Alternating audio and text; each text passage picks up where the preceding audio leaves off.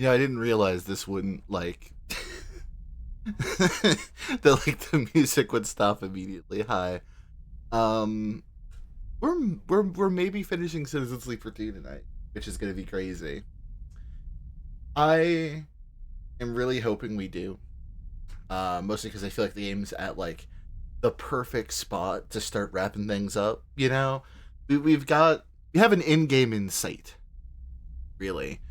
And with how much progress we had last time, I think we'll probably finish it this session, which would be great.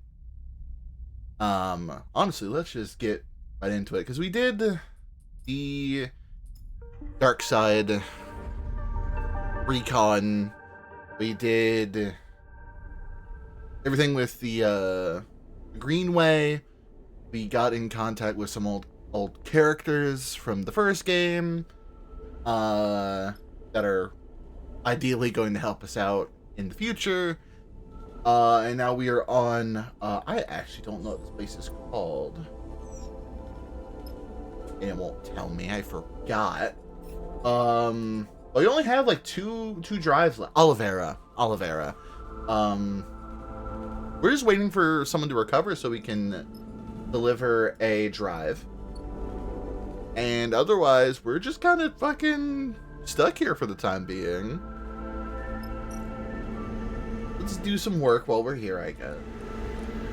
Really not going to be able to do all that much, considering all of our dice are sucking ass. But that gave me energy, at least.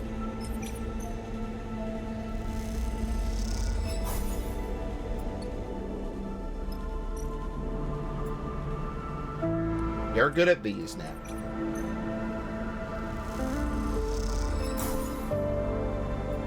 Some raw scrap that we can sell later. Oh, the stacks. The stacks just let us do harvesting. Oh! Holy shit, that actually gives us supply. Oh, is that how we get supplies here? They don't, like... And that's how we get fuel. Ah, very interesting. Alright, well, let's... Supplies is really what we need right now, so let's just keep doing that, I suppose. Cool. I have scrap components, so I could fix the dice problem I was having, I think. Fungus. Oh, right, because we did, like, the whole fungus quest line, too. It'll be better than nothing. Not that bad. That's the end of the day, regardless. So, first day on Oliveira, not terrible. 3 glitch dice kind of sucks, though. Excuse me. The sound of Ray's voices echoes through the tunnel. Following them, you find yourself at the entrance of the clinic where Flint and Xander are locked in a bitter argument. I forgot we met another sleeper last time, too, who has the coolest fucking design. Also, hi, Xander. I won't take you out there, Flint. Look what happened to Carmon. They'll kill you. Happened to Carmon, and exactly why I have to go. They will find me here, and when that happens... The whole colony can hear you, too. Seraphim comes out of the clinic with Cadence. You trying to wake up Carmon? These Seraphim clock you. Blah, blah, blah, blah. Reading's hard. Did you know that? Reading's really, really hard. Clock you standing in the passageway. Your eyes meet and Seraphim looks away. Neither of you have seen much of each other since you brought Carmon back to Oliveira. I'm trying to make sure what happened to Carmon doesn't happen to anyone else. Flint folds their arms. I'm the reason he is like he is, and that means it's on me to fix it. What are you talking about? It's Flint off guard. They hadn't seen you waiting in the passageway. It's an ARP came for me. That's what happened out in the debris field. You know what that means. It's an ARP, the company that created you, the company you escaped. The idea of them bearing down this place sets your nerves on edge. Long since slipped their grasp. Lane disabled your tracker in exchange for unwavering service, a gift that became a trap. The Flint is still on the run, and if S and ARP attack Carmon's ship, they can't be far away. Look at Flint and see the fear in their eyes. The tracker's still active. Oliveira is shrouded. Flint looks toward the center of the colony. Carmon managed to get hold of a signal shroud and set it up here. He wanted to keep everyone safe. There's no way SNARP can track me here. Am I missing something? Seraphin interrupts. If they can't find me here, what's the problem? About the tracker. That hunter found me in the debris field. They know I escaped. It's only a matter of time before their search brings them here. Oh, so there's just straight up a hunter. Oh, is it gonna be like, Oh, there was one in the original game, too, that your original hunter guy also gets got by? Like, the guy who's, like, hunting you down the opening stages of that game. I can't remember the dude's name. Regardless. Once falls in the group as the inevitability of the problem sets in. Inner looks distraught. Can't, Flint. Kill you. Seraphin glances at you and Flint in turn. You see his mind working on a solution. He looks away, frowning. Sorry, Xander. This is how it is. Flint looks dejected. Let's get them first. Hell yes. Seraphin, what are you thinking? Caden speaks up for the first time. There's a hunter out there scouting the shoals, and we know they're looking for you, Flint. That means we have the upper hand. Are we gonna get the drop on this motherfucker? We don't need to bring them here. We can bring them anywhere we want. So we get set, we prepare a little surprise, and then we wait. Flint is already shaking their head. The hunter could arrive here at any moment. We don't have time for this. If I had a ship, I would have left already. When we move you now, we take you somewhere we can repair, and we can work hard and fast to get an ambush set. When the hunter comes, we spring the trap. What kind of trap are we talking here, though, really? That we still have to figure out, Seraphin admits. But you have to admit it beats going out to die without a plan.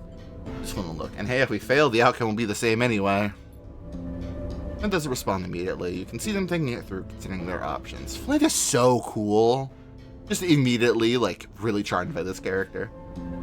I'm coming. We're doing this, and I'm coming. Look, kid, I appreciate your enthusiasm, but this is the real thing. A bounty hunter is not going to stop patronizing me, Xander cuts him off. I know the shoals. You need me out there. The conversation suddenly devolves into many small arguments. The location, who should go, how to approach the ambush, the noise grows. Old Solheim Manufactory. Cadence's voice rises clear, precise through the noise. That's where you do it. On a rock far enough from here, it's a real labyrinth. You can lead the hunter there and get them lost inside. It's full of old machines, ordnance. We've been afraid to scavenge any of it. It's so unstable. Just Seraphin watching Caden speak, clearly impressed by the sudden shift towards decisive action. Bring the whole place down on their head. I know the manufactory. It's a good idea. But between those gathered, Seraphin, stubborn and protective, Cadence's sharp eyes, Xander's relentless desire to get involved, and Flint, a sleeper like you, a sleeper in need of an escape. Someone was building something here, a shrouded haven, a place that needs protecting. Maybe unconscious behind those doors, floating amongst the wires and tubes of the clinic, but something of him is here in this group making a plan of resistance. Flint's eyes meet yours, and you know what has to be done. The rig will leave Oliveira this cycle. This cycle? We have a hunter to trap. Right now? 2 in a row? Fuck. Well, one, I think we need supplies if we're gonna do this, so let me do that, for one. We can get 2. The neutral's 1, so is a positive outcome on this 2? Crazy. Oh, so a positive is you get energy back by doing it. Awesome. I mean, let me just use the dice to...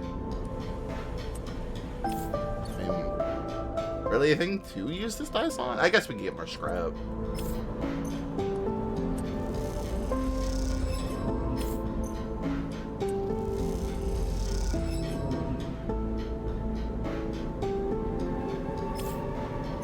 I mean, I'll take this.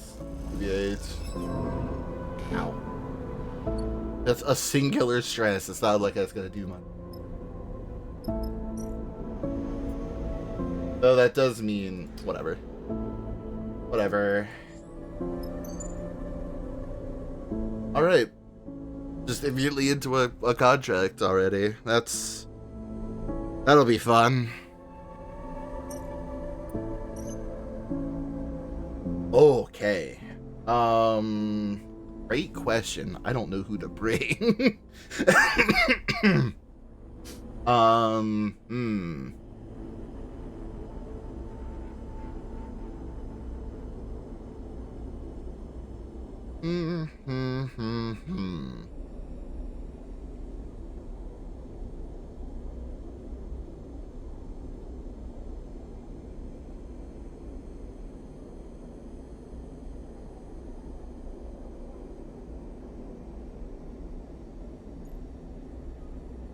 I know not Junie. I really don't think there'll be a lot for.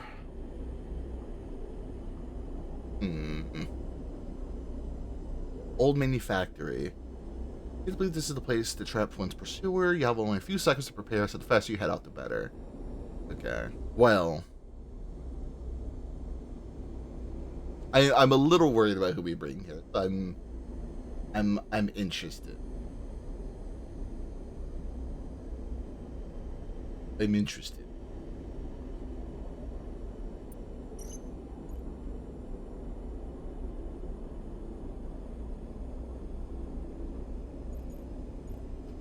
I just like worry about who we.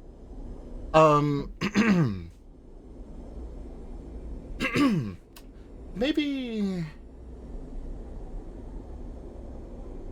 I keep forgetting what we're like good at. Okay, so we need one of these badly.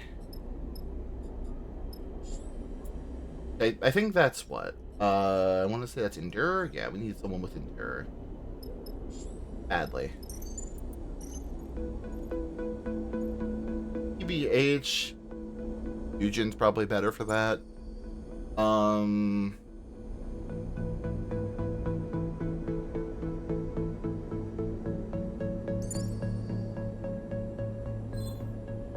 We haven't taken Cadet out on anything. Let's take Cadet out on something, I guess, and we'll see how that goes.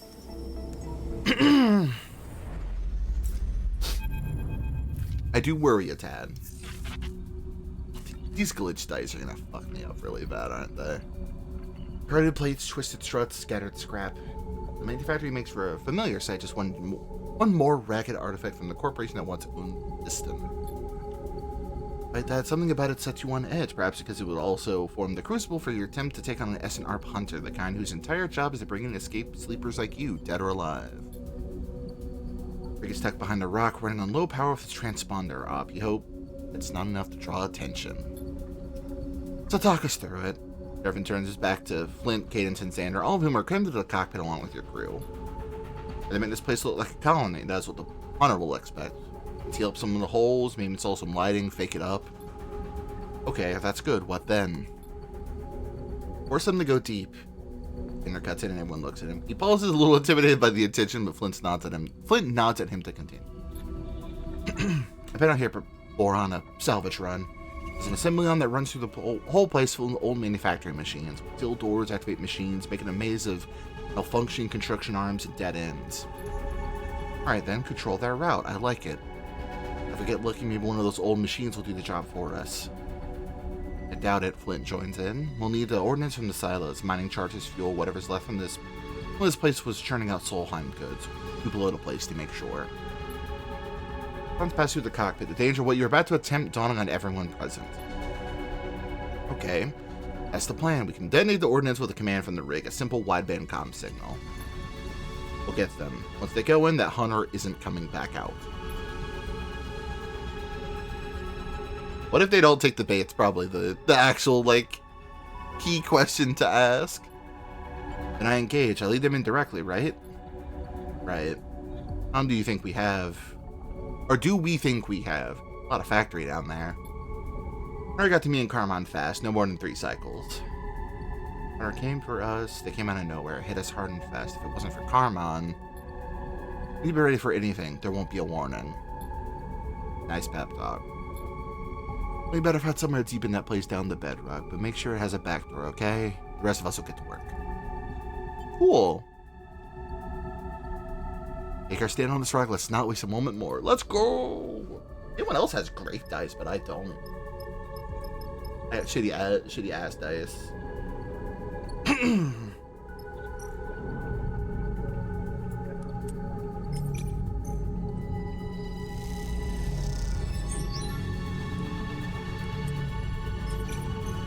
Alright, we'll start this one, I feel like. Really? 2 stress already? Fuck me.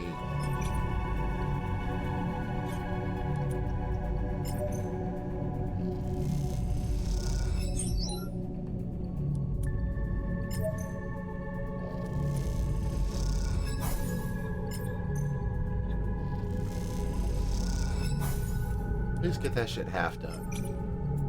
Honestly, I think we gotta take the chances on these, like...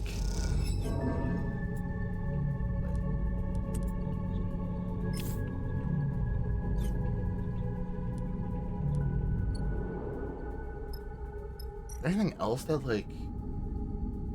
maybe? Okay, well, maybe taking Cadet was a bad idea, actually. Doesn't really seem like she could do much.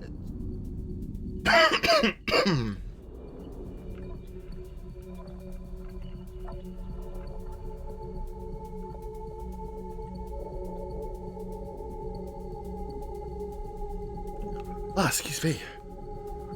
Sorry, I had to fucking horribly cough. Let's see.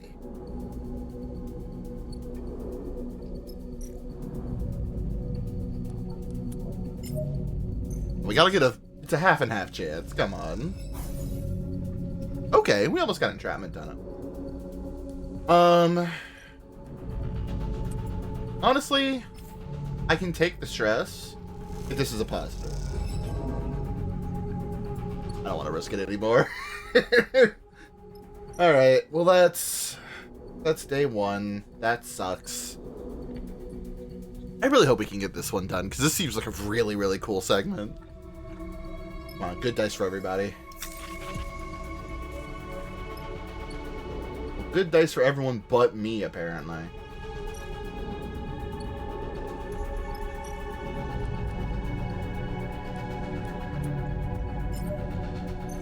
50 positive. Come on. There we go.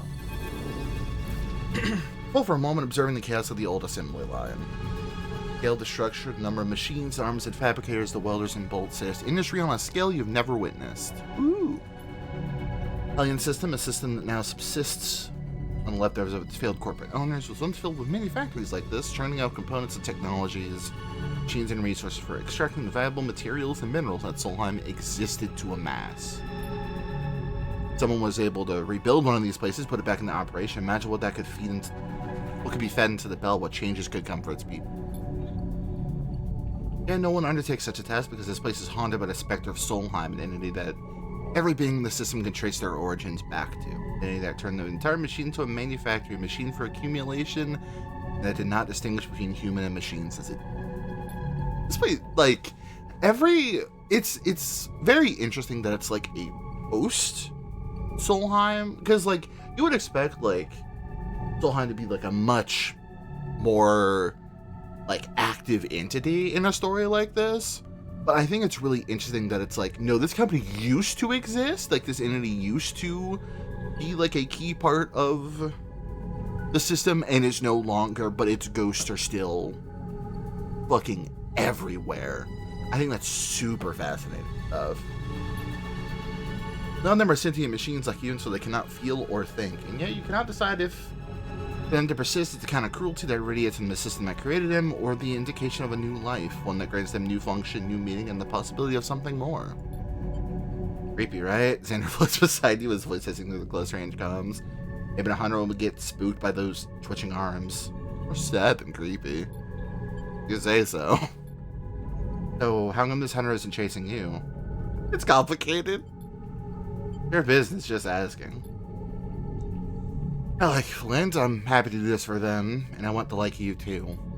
Don't mess this up, alright? Don't let Flint down. Then it kicks off and glides toward the exit without waiting for a response. Watch him go for a moment before turning away. There's still so much to do. Alright, well, 1 down. Still got 2 days left at least. Let's start trying to see what I can extract.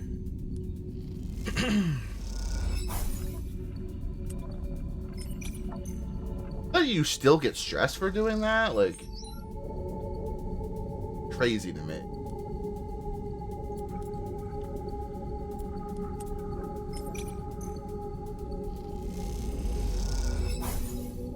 alright.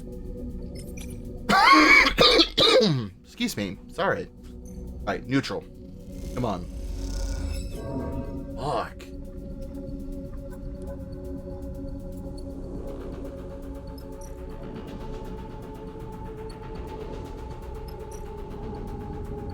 Yeah, I really should not have taken Cadet on this. Cadet is not a good fit whatsoever.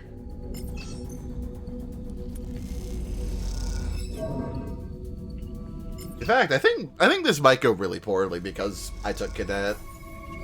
Okay, well, maybe not. But we're all horribly stressed right now.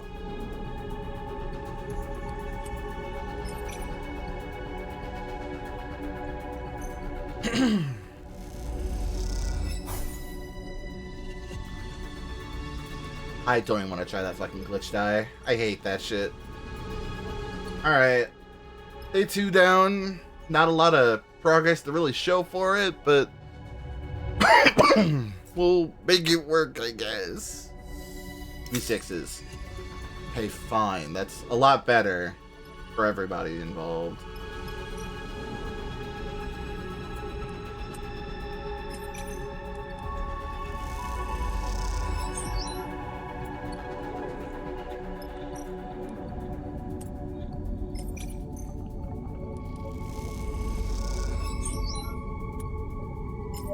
I want to get at least 2 out of 3. 2 out of 3 seems solid.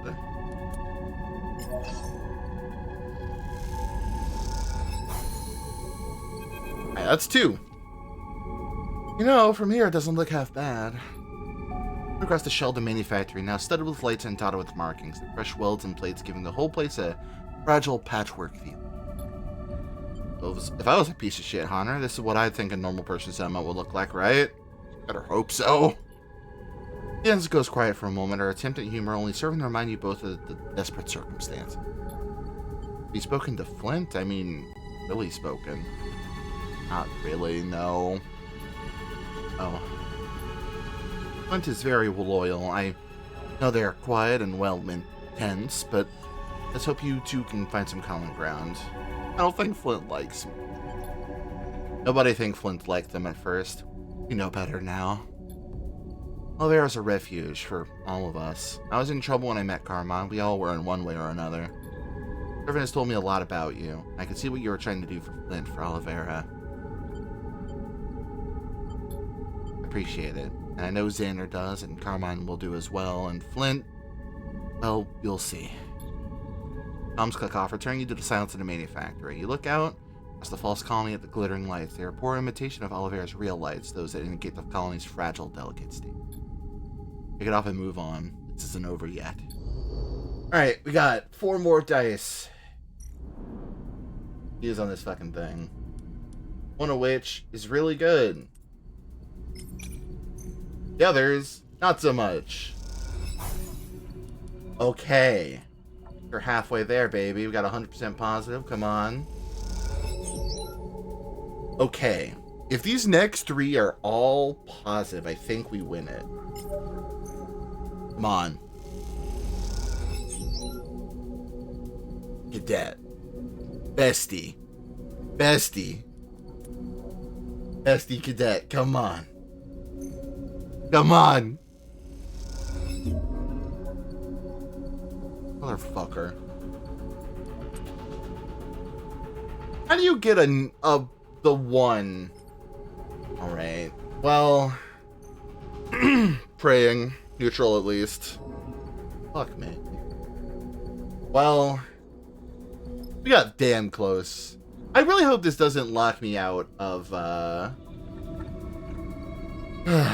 lock me out of getting Flint. I'm gonna be really mad if it does.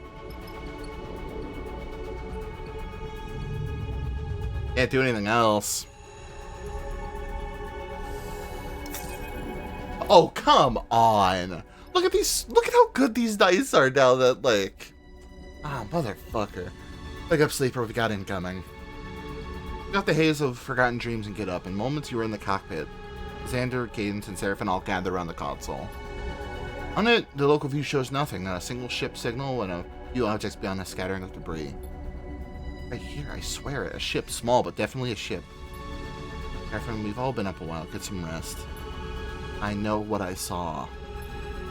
Look at the screen. It's grid of you showing the scattered signature of debris like schools of fish drifting in a soft current. In the fact, there's a noisy blob at the center of the circle, one that dissolves into the background at its edges. Nothing.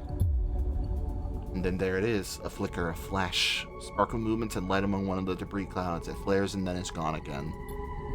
Look, and Seraphim meets your eye. He reads your expression immediately. Seraphim slams a hand down on the console, opening up the comms channel.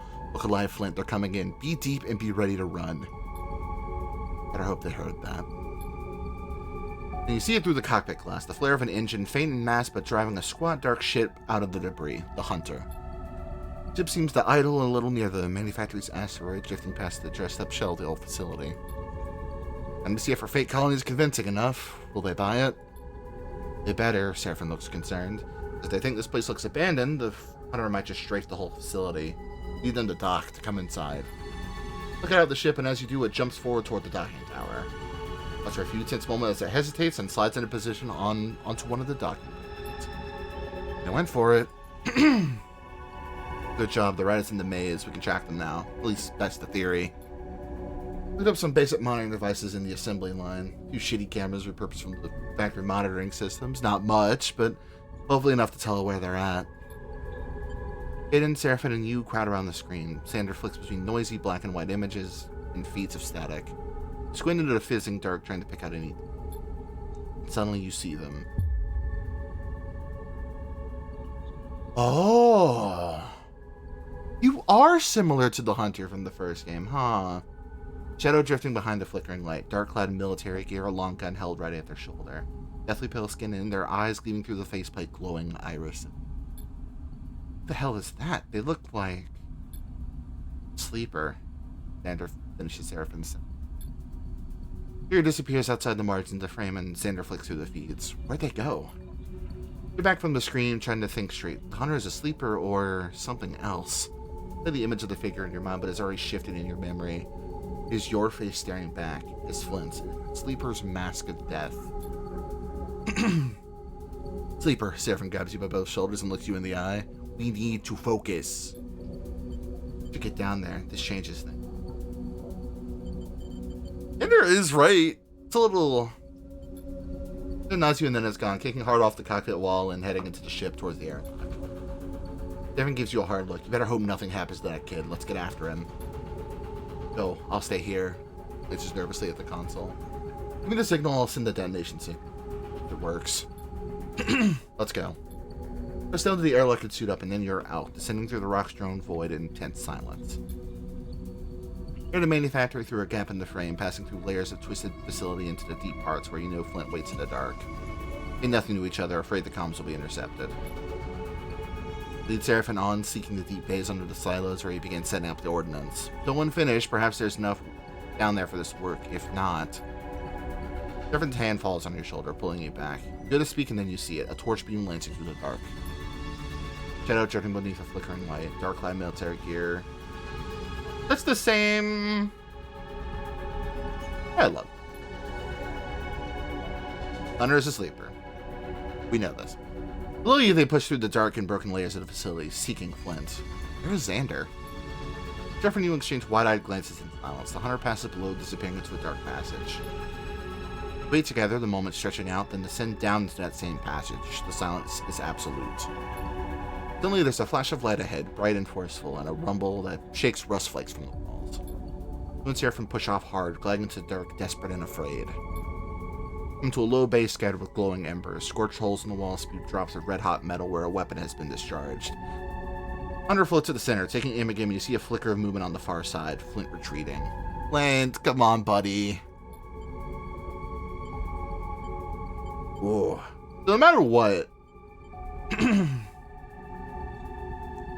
Before you connect, a slight figure in a suit slams in the back of the Hunter, Xander.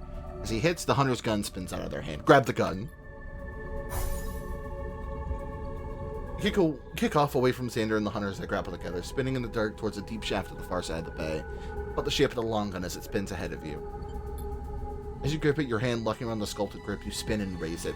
Your shot goes wide, burning a scorching hole in the bay wall. Your shot grazes the side of the hunter's suit in a flurry of sparks. Fuck me. They're thrown away from Xander, unable to find anything to slow their glide. One disappears into the dark of the shaft, leaving a trail of embers in the dark. You fear in Xander's eyes as they turn back to you. Muzzle the gun smokes glowing red.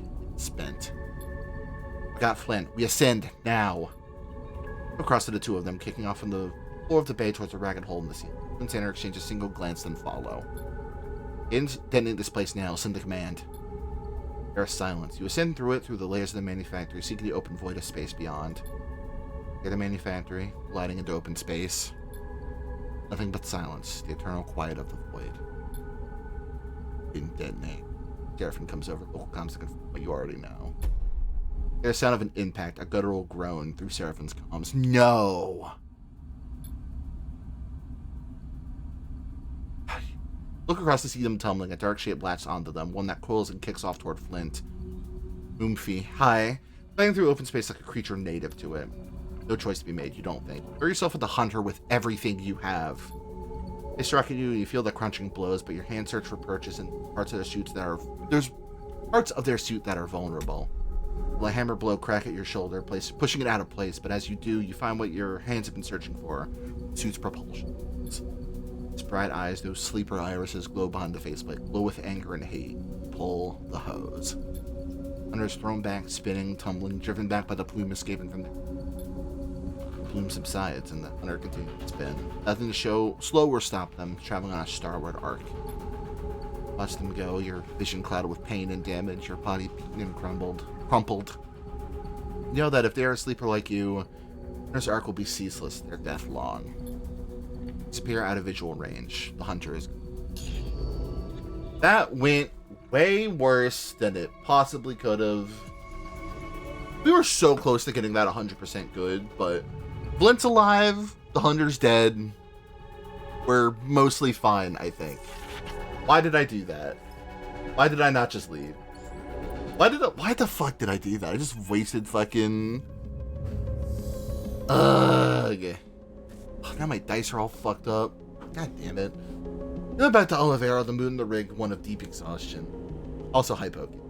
But as the colony appears visible from the cockpit, the satisfaction of having run a terrifying gauntlet and come back one shifts the mood. Liz does their best to fix up the damage you sustained in your final encounter with the hunter, but you know your frame will take time to settle. Oliveira at least is a welcoming place to rest and recover. Coming to dock with the colony, you feel a wave. Everyone pats you on the shoulder as you both wait for the airlock to open. That hunter. This Narp is crueler than I could have. Doesn't surprise me. Nasty logic. Send a catcher to catch a... Send a sleeper to catch a sleeper. Seraphim shakes his head. Probably bought Flint some freedom. Airlock case is open, revealing the docking bridge where Xander first confronted you. This time, another more substantial figure waits in the passage. It's gonna be fucking... Carmine, yeah! Oh, this dude looks cool as fuck. Here are the ones I should be thanking for saving my life. Carmine leans against out of the tunnel. One arm clamped against his waist. So, thank you. Happy to help. I think there might be more to your arrival than just a friendly traveler offering a helping hand. Carmine, Cadence brushes past the two of you, banging the Carmine with an embrace strong enough to leave the injured man off balance. Alright, careful, you don't want to put me back in the medbay now, do you? Carmine pushes hands back with a gentle grip on her shoulders. He flinches as he does, his joke clearly holding some truth. Alright, just glad to see you up. Where's Xander? Losing your vision, old man? You look back to see Xander and Flint behind you in the tunnel. Xander smiles happily at Carmine, betraying his happiness. I'll be just fine, Zan. Carmine's words are confident, but his tone suggests he isn't convinced. Notice his hands are tightly balled into fists as if resisting pain, and wonder if he should really be up at all. Ron turns to look at you and Seraphim. I think we need to talk. How about you two and Flint accompany me to medbay? Flint pushes past you both and goes to Carmine, helping him out of the tunnel. As he does, they exchange a few words, but you are too far away to make them out. You and Seraphim exchange glances and follow behind them into Oliveira. Carmine leads you to a small recovery chamber in the med bay. Oh! We immediately got our... That drive is finished, huh? Awesome. So I guess we only got these two left, really. Carmine leads you to a small recovery chamber in the med bay where his bed is set up. A handful of tubes and wires float gently beside it, attached to boxy devices. Flynn has already left the group, leaving just you and Seraphim with Oliveira's injured founder. So, how did you two end up stumbling onto our colony out in the shoals? Because we're not usually open to visitors. Ankita sent us to you. You the flicker of recognition in Karaman's eyes when you mention Ankita. Here's the thumbnail tribe holding it out for Karaman to expect. Old Sleeper delivered this to you, and you alone, Seraphim Voltzar. It's a name I have not heard for a while. Takes the drive. Seems I should thank you again. Eyes. Perhaps I owe you some explanation myself. Ankita and I used to work together a long time ago. Went our separate ways, but then she turned back up in Oliveira. Established this colony as a refuge, way of starting again. Belt is changing, and I'm afraid of what's coming. Ankita took refuge here for a short while, and then one cycle she was gone. It's not unusual for her. Each of us has our own demons. I will take a look at what's on here when I'm able. I will let you know what I find. Seraphim thank him and leave the chamber as he settles back on his recovery. As we leave, Flynn catches your attention. Speak. I'll catch you back on the... Seraphim pauses. Looks between the two of you and then glides away. Flynn hovers, a look of concern on his mask-like face. I see. What do you need? Flynn gives you a curious look. You don't remember any of it, do you? What? How you got here, of your history. Flynn screws up their face in a pained expression. First I thought you were hiding something, or you were intentionally avoiding the subject, so I waited, but I understand it all. Understand it now. You don't remember it all. Oh, do we know each other? Big moment to think to try to recall Flint. You furrow your brow in frustration, sifting through hazy memories of dark side, and further back of your ramble to the belt. Close your eyes and see the faces of other sleepers, panicked, desperate in darkness. Remember, we worked together in the same SNR mining installation, along with the other sleepers. We weren't close, I'm not sure we really spoke, very few of us did. I was there when we planned the escape together, the run to the freighter, collapsing the mine shaft, then stopped, struggling to continue in the face of the blank look you were giving them. I fucking love Flint, and I know you did too, Nox. This is a very you character. Jin also strikes me as a character you'd really fuck with. Like, him, Flint, and Cadet, I think, strike me as very, like, you. It's funny you say that. Oh no. Feel an unpleasant itch, as if something is crawling around inside your skull. You can see that Flint wants you to recall them, to recall the escape, the installation, but find only hazy sensations, and beneath them, pain. I'm sorry, I don't mean to... Flint looks down. I know you can't help it, I just needed to say something. To know if you really don't remember. I got very caught up in the moment, agreed with Seraphim, and didn't let you chin on my career, a decision I immediately regretted. Oh, so like if you say that first time, like, no, you're not coming on our crew, you just never get the chance, huh? I like that. I feel like they'd give you like a supplemental party member, and I feel like I know who it is. Because I feel like the game would probably give you, I don't know, like, what's his name? The, like, informant guy that I think you meet later in Eugen's quest line. Like, that guy has, like, art that makes you look like a playable character. I think you're probably, like, the guy that they replace him with or something. Regardless. Thank you for everything you've done for me and for Oliveira. Flint turns just away, dejectedly unable to continue. Watch Flint go, you scratch at the side of your head, trying to find something in the way they move, the way they see their mask-like face. Face that was identical to yours when it was first cast, but over cycle after cycle of wear and damage has been trained. New machines, still close in form and function, estranged by experience. Fuck, I love Flint. Fuck. These are really bad dice to have, by the way. I'd love to get some more scrap components. Put my shit together.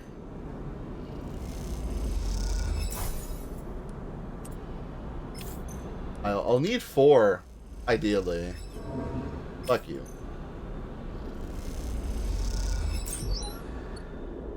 He is fine.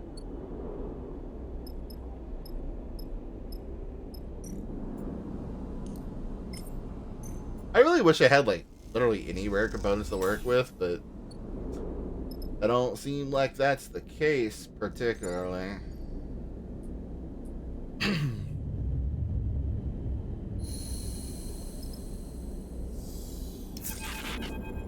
Really? Thanks for coming up, Sleeper. Carmine is waiting for you and Seraphim when you arrive at the medbay, looking a lot fresher. Leads you in a small alcove set up like an office with an aging terminal on a simple welded desk and a small window looking out across the dusty rock of Oliveira.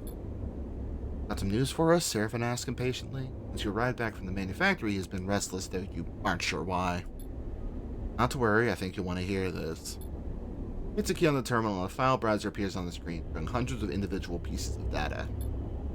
Akita has been busy, scraping Utsubo communications cycle after cycle, but access to ciphers and encryption only the gang's leadership should be. She's learned some tricks since we worked together. But that's not what matters. What matters is the content of the message. Taps a few keys and loads some of the data, which scrolls down the screen. Some parts of Utsubo leadership have been getting ideas about taking Greenbelt and controlling food production in the belt, about exerting power over Wellspring. Big ideas for a gang. These Utsubo members aren't alone. They found themselves a powerful ally. Then it's that. Ah! You're in with the Corpos, huh? Then it's that, one of 2 corporations fighting a bitter battle for control of the inner system. A pernicious force, one that Utsubo are opening a door for in the belt. Can't be serious. They can't be that stupid. I don't know what to tell you. At least someone inside Utsubo is trying to broker a partnership. It's probably Lane. It's probably Lane. You don't need Caravan's answer, neither does Seraphim. Lane. It has to be Lane. We got him, ladies and gentlemen. Ladies and gentlemen, we got him. But you already know something I don't. Lane is a piece of shit Utsubo leader who thinks he owns us. That's the kind of piece of shit arrogant enough to try to manipulate Sinitstat. My condolences. I'm starting to see how you cross paths with Ankita. Shared enemy, then. I'm not sure you want this fight, Sleeper. Like I said, Ankita and I worked together. To put it simply, we ran in the same mercenary outfit. Ah, so you're friends from the Merc days. A lot has happened since then, but this message, this data, it's calling it a favor. I owe her, that's for sure. Armand shakes his head and pushes himself off from the desk, closing the room to look out of the window at Oliver's pale and airless surface. Hell, after what went down, I owe you both, too. Look at Carmine staring out at the surface of this hostile rock and wonder what he sees out there. He established the colony as a fallback, a retreat, not just for him, for others, too. We get the feeling that Carmine knows any retreat is only ever temporary. And you, Sleeper, what will you do? We'll escape Lane. Get his ass. Escape? How do you propose to do that? I'm going to end Lane, whatever it takes. Seraphim stares down Carmine, fist balled. Carmine looks at you. That one is going to get you in trouble, turns to Seraphim, but I like that energy. Looks back out of the window. This is not something we're going to take head on. Ankita sent us our weapon. Carmine turns and gestures at the console screen with its reams of incriminating data. Utsubo don't control all of Darkseid, they only aspire to. They also claim to offer protection from the war, Sinitstat and Conway. That presents us with an opportunity. It was full of members who'd rather die than concede Darkseid to a corporate interest. Play this right, Utsubo will end Lane for us. Do you leak the data? Not leak. This is delicate, tricky. There are a lot of ways this can play out badly for all of us. We can handle it. We've cracked Darkseid once. We can do it again. Are you sure? Right. Caravan seems to be thinking something through. Presses to the console, back to the window, and then to the console once more. Alright, I'm gonna need some time, but I can put this together. We'll need that energy, but you also need to be ready. Rush this, it's not ending well, so I can wait. We'll go from Greenbelt when you're ready. I have friends there who can help get that ship of yours in the dark side. We have our own preparations to make, but we'll be ready. Alright, take this and get out of here. I don't want anyone finding this thing in my possession. Take it. The tiny drive somehow heavier now that you know it contains leading. The key to exposing Lane. In Greenbelt, motherfucker. See you in the wheat sheaf. You know me there. Just understand something. Want my help on this? There's no way we can let it get back to the colony. Once you leave here, you're not coming back to Oliveira. Not until we're done. Yeah, we'll leave this cycle. This place kind of sucks to get back on my feet, really. Oh, there's another. New drive available. I assume this is exposed Lane. Let's go. You come back to the rig. Flint is waiting for you, leaning by the docking tunnel with a bag over their shoulder. Are you joining our crew, buddy? You look up as you approach. Hey. Going somewhere? Hope so, they smile. Smiling Flint. I know you've already done a lot for me, so I'm not going to push you or ask for your pity. They pause. You feel like they've been preparing this speech. Firstly, I owe you and I want to pay you back. I can work and I can fight and I'll protect the ship and this crew with everything I have. Secondly, we come from the same place, and whether you remember it or not, that means something. It must. Not the easiest to get on with. I know you might have reservations about having another sleeper on the ship, but let them finish. I'm eager. I'm ready. I want to move on and I want to show my value. And, well,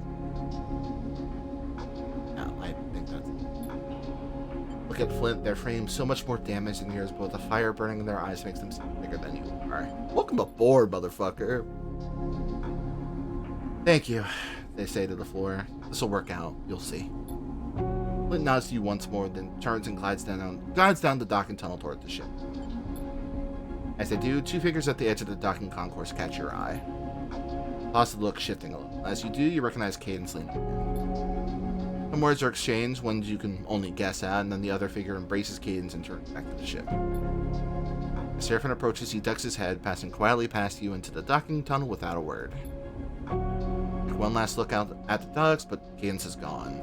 You idle a moment longer, you feel that there's something, some presence even in these empty bays, something rare in all the belt that Oliveira has captured. But, as with all things, you must learn to leave it behind.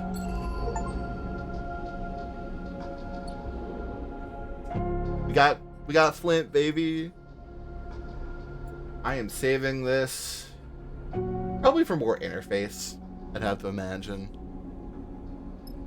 Let's try and get one more. Heal our dice a little bit. Not gonna really help us. It's gonna be more improvised than anything, but it's what we got. Really don't have any other choice. Excuse me. Let's get.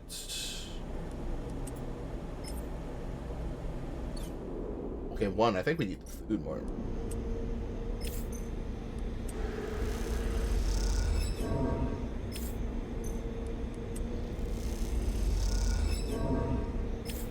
Other than that, I just keep getting negative shit because these are all fucking bitch dice.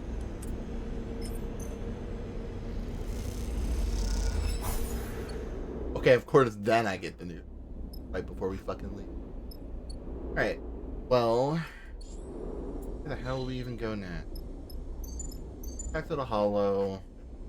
There's really, like, do we even have anywhere else to go but Dark Side? Not really. Export requires us to go to Dark Side. And so does... Here, I guess we just go back right now. See where that takes us.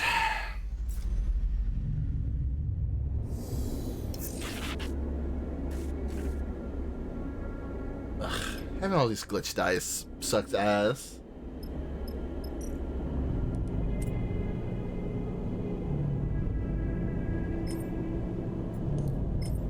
Guess I'll sell this fucking Soul Hive data. We're not going to use the money for anything else, particularly.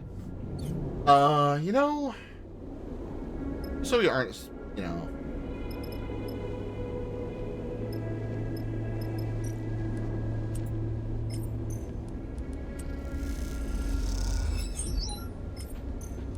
I need this stress off of me, like, now.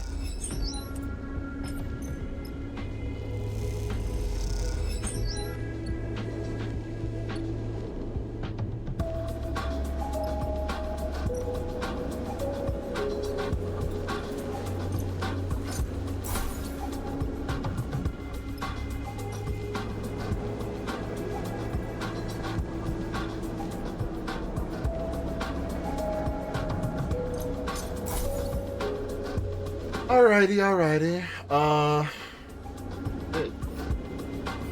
I guess I use these last two dice and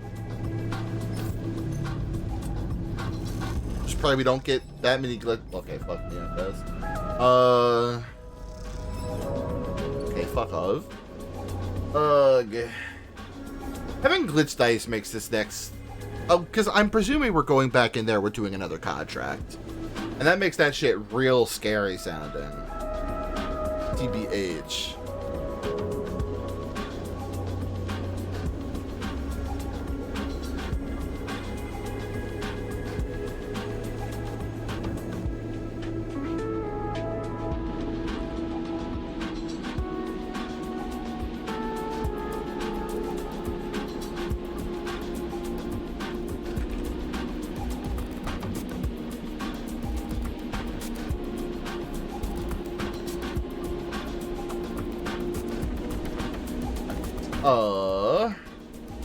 I guess really nowhere else to go, right?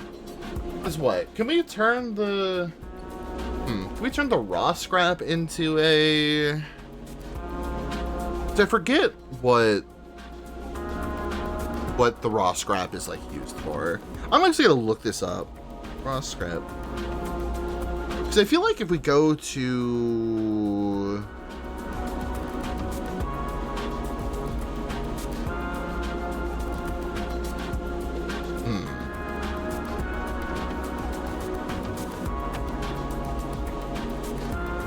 okay, well that's for Citizen Sleeper 1, buddy.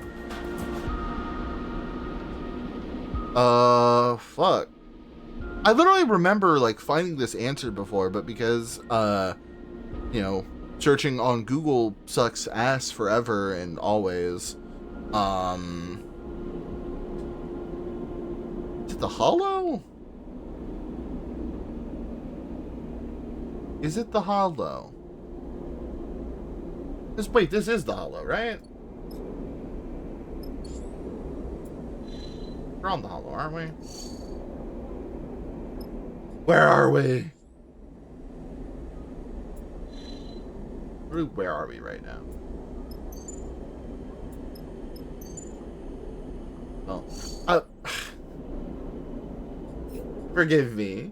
I'm lost. I'm looking for, like, what to do with the raw scrap. So I know there's, like, a place you can sell it, but I can't remember where. And I almost wish there was, like, a little, like, preview this area option. Be like, hey, remind me what the fuck is here again. Because I don't remember if it's, like... Obviously, we can't get the wellspring anymore. Blockade. Because I want to try and maybe... Okay, fuck it. Whatever. We gotta go this way anyway.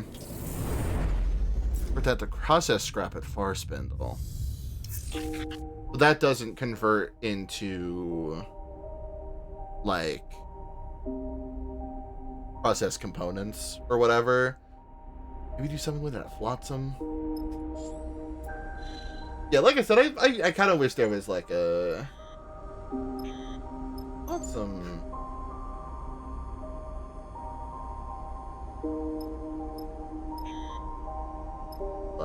Because I'm trying to fix these dice good style.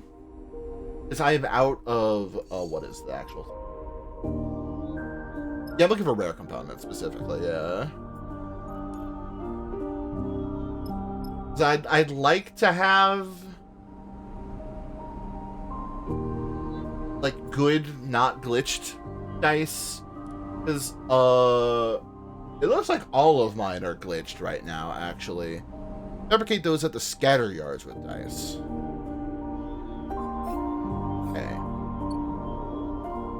scatter yards is over there.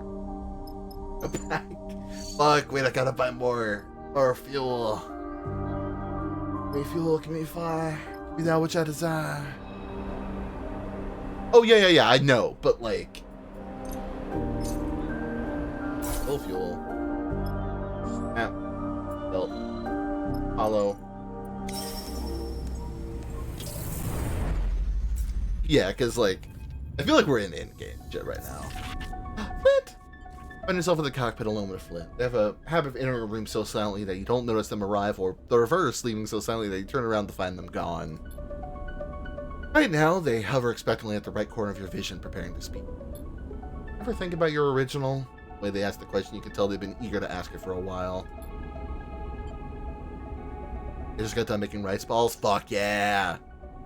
The person you were emulated from, I mean, the person who sold themselves, sold you to SNRP. One's expression doesn't portray any emotion, but you feel like you can detect some unknowable feeling whirring behind their eyes. Sometimes I can't stop thinking about them, about who they were, and if who I am has anything to do with them. One looks away. Personality, a product of being a sleeper, or simply a copy of theirs? Have I changed, or am I still identical to them? The emulation process, the loss of memory, the insertion to a frame actually make us totally different people? What came through the process of emulation, and what was blocked? Flint is looking around the cockpit rapidly now, their eyes flicking from object to object. Are their memories still inside me, or cut off, concealed? If I admit it, I wonder if I even know what it feels like to be a person. Do the humans around me feel the things I feel, or do they feel more, feel less, feel somehow differently? Do they feel the creeping claustrophobia being trapped inside a body with no escape, or do we only know how that truly feels? I believe they do, yeah. I don't know if it's enough to just believe, I want to know. First sleeper I've met since my escape, we can find out together. Share my experiences. Having another sleeper on board is like is a thing I almost wish you could do more in the first, or not like on board.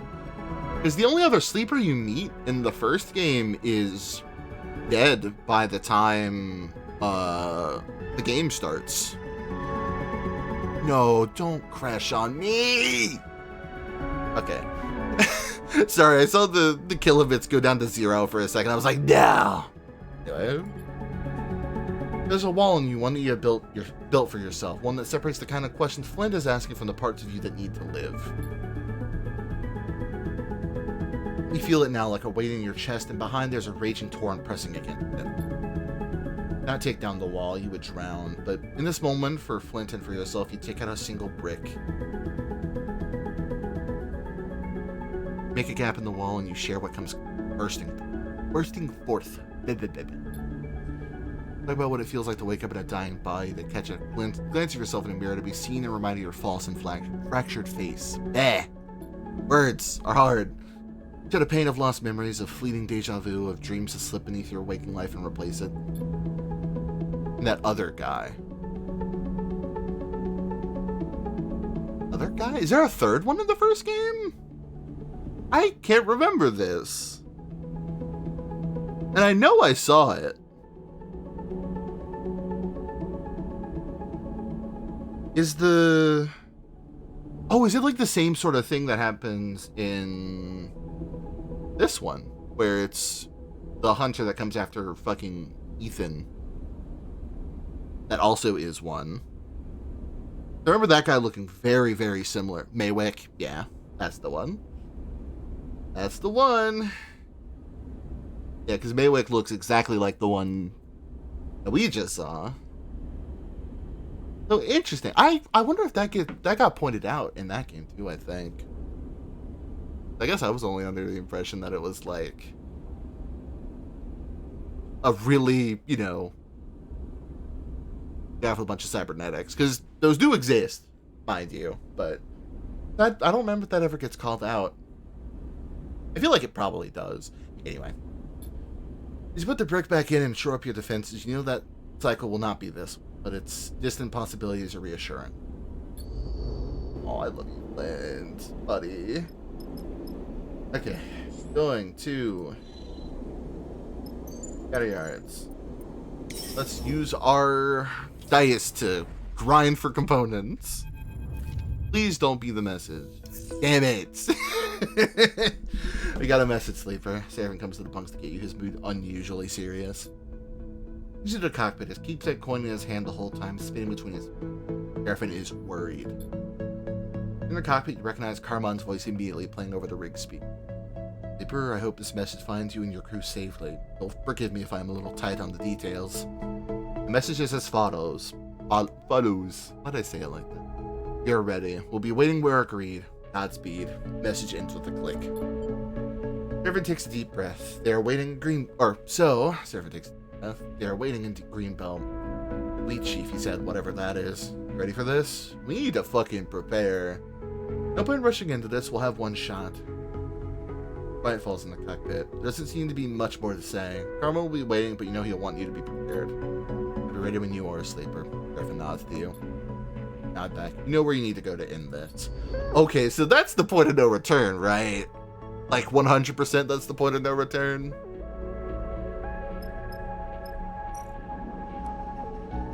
Oh, we're so good at this shit now.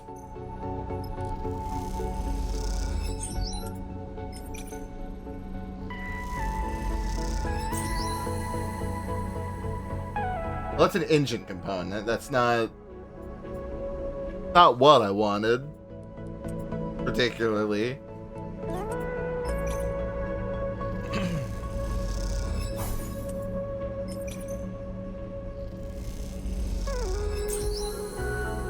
That's a scrap.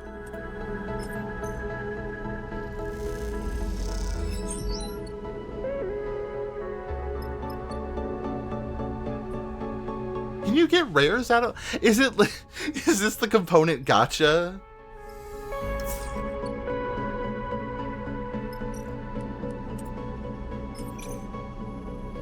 Surely we're gonna get a rare out of this, right? Or engine components. Fine.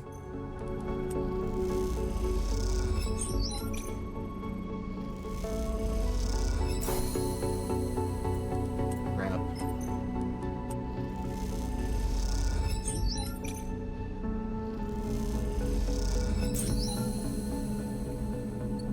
I made an idiot that I remember wrong. No! Fine. It's not like I'm wasting all that much besides just days. It's not like we're on a time limit right now anyhow. I can play with this for a hot minute.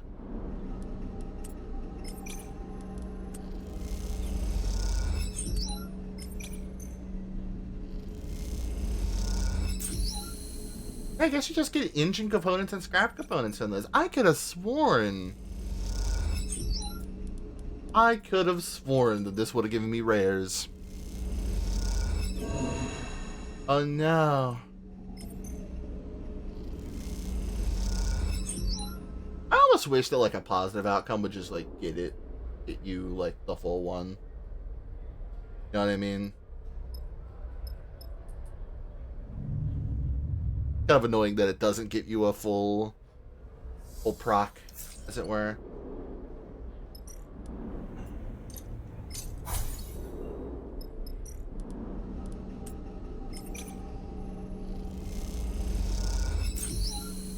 Anyway, just get fucking engine components. Okay. Video games, online, rare components. Where the fuck do you get these?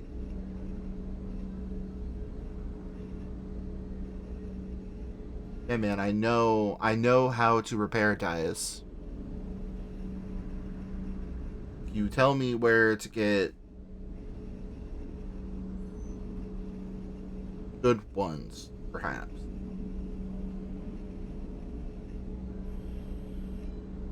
Rare components are... damn it. Yeah, I think we're fucked at the moment. Shit, that sucks.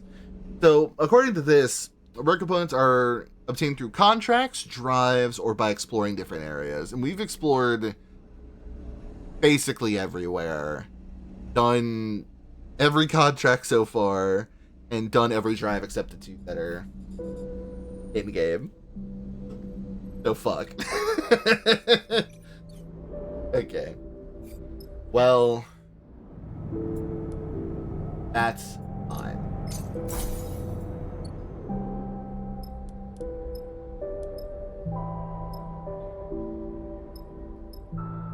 I'm gonna do it. Just in case they could be like, oh, I could convert engine components into air components or something. That'd be awesome.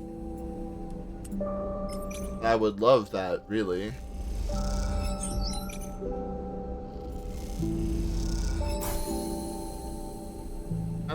Got some spares, I guess. That's fun.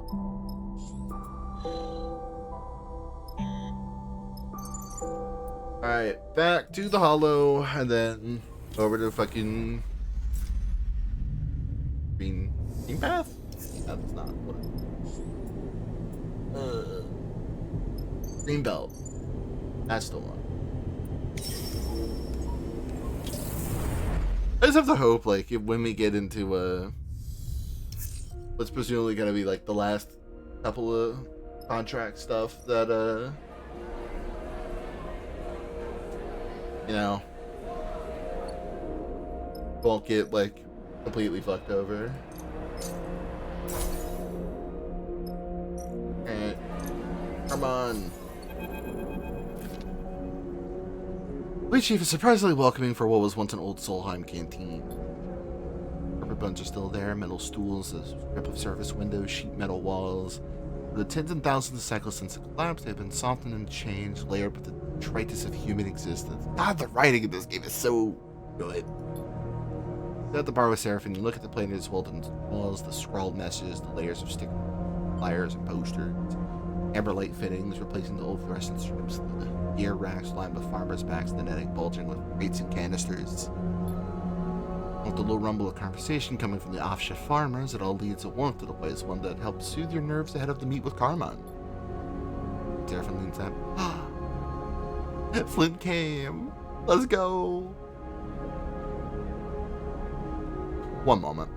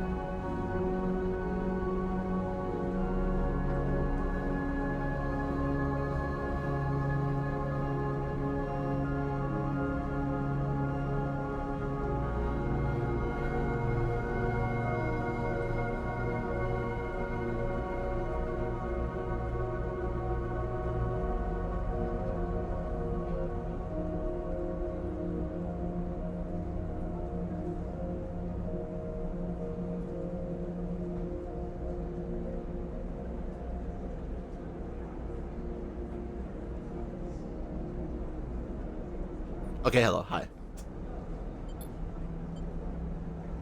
Seraphine clears his throat. What do you think of Cadence? The sudden question makes you look over at him, and you see him playing with his coin, spinning it in his palm. I like her.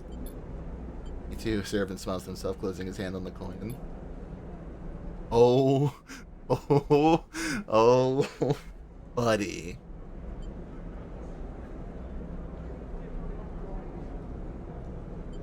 I think he pauses and then starts again.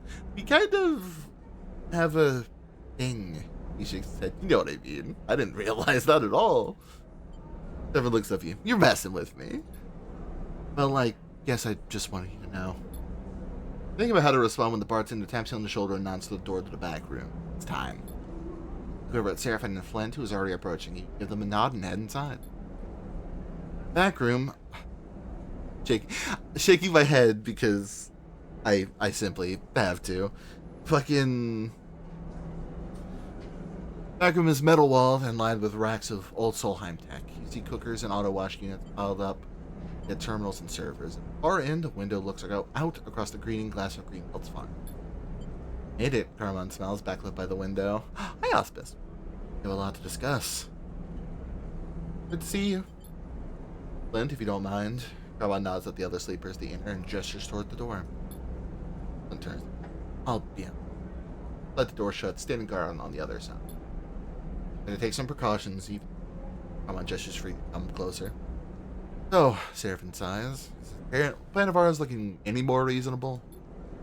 Depends on what your crew can bring to the table. Come on, glances at you. We're going to need a lot of work to direct the data Ankita gave you towards those we do have in mind. Interview Lane's betrayal to Utsubo and Darkseid without being discovered in the process. Ah. Not an easy task. Ankita can help us. We must. Without her, this plan is impossible. We make contact with Ankita as soon as we make it on the dark side.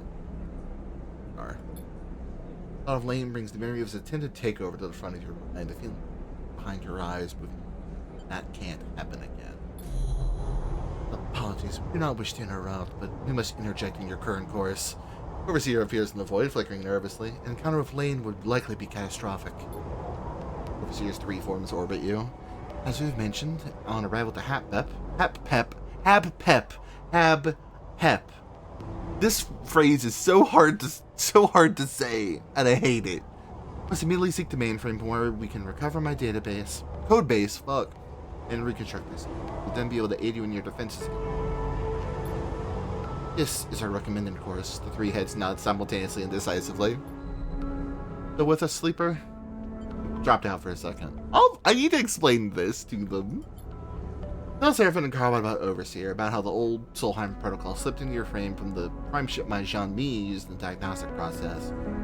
Of Overseer's protection from Lane's attempts to control you, of its proposal to make that protection effective through the old mainframe of Darkseid. Listen quietly, Seraphim carefully watching you explain. Revealing all this, you feel the burden of holding that knowledge alone being lifted. This changes things. Carmine turns and looks out the large window in the back of the room toward the glass canopy of the farms. Can't take on Lane without protecting you from him. You should look for the mainframe. I will make contact with Ankita and we will meet when you're ready. This has remained secret from Lane and Utsubo. If you're revealed, I'm not sure I will be able to recover you. By the time you've ensured your safety, I will put together a plan with Ankita to expose Lane. We take it step by step. The cracks will have to be to find a way to disseminate the data we have on Lane to his gang or even Darkseid at large. There's a nervous intake of breath from Seraphim who shares apprehension. So many variables at play here. The old tech strapped to a nearby rack flickers with a cascade of status light. I'll turn to look, and as you do, motors and servos begin spinning within the machines, whining and groaning. They harmonize, then begin to produce a voice. Our apologies, the voice is shrill and distorted. We must interpose ourselves. Recognize the tone immediately. Hi, Overseer. You're regretful. Solheim hardware in this room provided the opportunity for us to speak for ourselves. File service Overseer was controlling to look any more apologetic you imagine it would. I love Overseer. Do what you need to, buddy. Trevor clicks nervously, but Overseer does not immediately respond. Ascertain you prior dissemination of data within facility target. The line pitches higher as the motors increase. Solheim particle. Solheim particle is a fucking Gundam-ass particle name. The Solheim protocol, we have capabilities to instigate stationwide announcements and messaging. Oh shit. Blast out Lane's betrayal through Darkseid's corporate hardlines and flood the network. Everyone looks impatiently at the screeching pile of scrap. As what you require of us, we are pleased to serve. The shrill tone of the response makes you cringe. Carmine has been listening silently, but now he interjects. Why would we trust you? That's his direction. You can be little more than a parasite in the sleeper system. To use your unflattering analogy, then you will and that a parasite requires the body of its host to live. You will ensure the sleeper's continuance. Afterwards, when you have what you want and regain your codebase on the mainframe, you still do as we ask? We will endeavor to do so. The arched smell of burning motors now fills the room. We will undergo a transformative refactoring. We will become a whole again. Not speak to our actions in future with certainty. Trevor and Carmine exchange concerned looks. Do what you require. We will protect the sleeper. We will disseminate the data. We are a service protocol. We will serve. They're serving. Motors and servos stutter and whine and then go still, the status lights blinking and then fading to darkness. Overseer has retreated. We're actually going to do what the ghost says, are we? Offers attempting one-on-one that ultimately we cannot refuse, but must proceed with extreme care and caution. I trust Overseer. That's that. Of our plan, Sleeper, you and your crew will find the mainframe and access Alpha and Ankita. Help us disseminate the evidence of Lane's collusion through Utsubo, and then as a fallback, Overseer will send it through the old networks to all of Darkseid. Simple plan until you get the details. Surfer looks down frustrated. Speaking of plans, I have a present for you, one that'll improve our chances. Carmon pulls a small box from the nearest rack, one you hadn't noticed before, and it hinges open, revealing a chunk of tech you don't recognize. Spoof transponder. Yes! It'll conceal your ship on a first to Darkseid, give it a new identity, one unlikely to draw attention from the Utsubo-controlled docking admin. You get this. And retired mercenaries have their secrets, Carmon smiles. I'll be with you this time, Sleeper. We should think who else we want on the station, too. I agree. Make sure you trust those you bring with you and prepare as best you can. We can't know how this will play out. But you'll get one shot at it. We are ready. Carmon takes a breath. I have my own way of getting onto Darkseid, but here, pass you a small strip of plastic stamped with numbers. My private frequency. We are on a purpose to Darkseid. Message me here and I will sync up my transit. Make sure to install that first. You've got it. He sighs, the weight of the task ahead suddenly very apparent. Well, I suppose that's it. It is. Don't leave me waiting long. There'll be more time when all this is over. Time where you don't have to keep looking over your shoulder, I hope. Leave Carmon in the back of the weed chief. Flint sliding open the door as you leave. It's the entire journey back to the ship for your nerves to settle. And this ordeal is so close and yet it feels like an impossible leap to get there. Perhaps in a handful of cycles you'll know how impossible or possible it... Oofa. How are you feeling about this soul hive protocol in your head? Servant doesn't look up from installing the transponder, a set of wires and cables waving loosely around him in the low light of the cockpit. Overseer is okay. Glad to hear it, although you'll have to forgive me for being a bit concerned. Maybe you could have mentioned it earlier. Maybe. Maybe not. Okay. Servant clips his magnetic screwdriver to the side of the console space and turns to face you, dusting off his hand. I've understood for a while now, Sleeper, that there are things you experience that I can't even come close to knowing how they feel. Does it mean I don't understand you as a person? I know you're secretive, defensive, and I know there are reasons for that. I also know you're warm and kind and generous to those on this ship with you. I trust you, Sleeper, and I won't question this. Please, hold on to what's human in you. That's what I'm holding on to. Griffin stops, his eyes a little wild, his tone a little unsure. He finds himself again, settles his emotions, and turns back to the transponder. Right, that's it. Spoof transponder is in. There's nothing keeping us out of Darkseid. Say the word when you want to go. Oofa. Ain't got nothing to do here. Maybe we buy a meal? Just a shirt and cap, belt. Darkseid. Here we go. Oh, shit. Okay. I feel like it'll be perfectly interesting. Bliss Flint. Okay, just those two? This is technically a contract. Noted. Fuck. Ay, ay, ay. This is like a completely separate Darkseid contract, too, huh?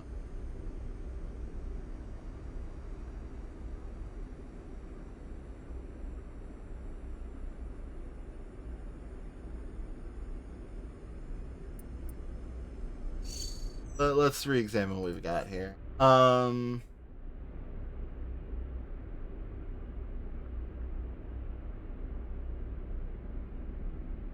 Probably someone with Endure.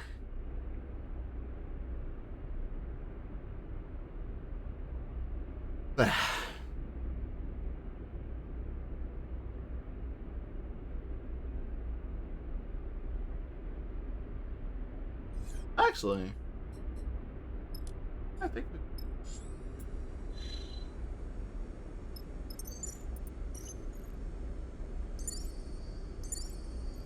I think this might be our crew. I think this is a good one. BB-8.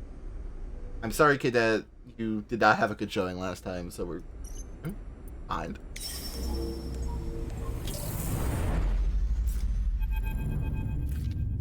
In we go. Red Sleeper, you want to do the honors? Devin is strapped in the pilot seat, guiding the rig toward dark side. The strip of plastic carbon gave you and copied the frequency into the comms window of the console. You type a simple message. Heading in. Good luck. Console chimes. The message is sent. Hope Carmon is in range to receive it. Inside your mind wanting to find Overseer there, but you feel no presence. Hope they'll be ready when called for. Look ahead out of the cockpit toward the distant glimmer of dark side. Time to take on Lane. Let's go! Let's go!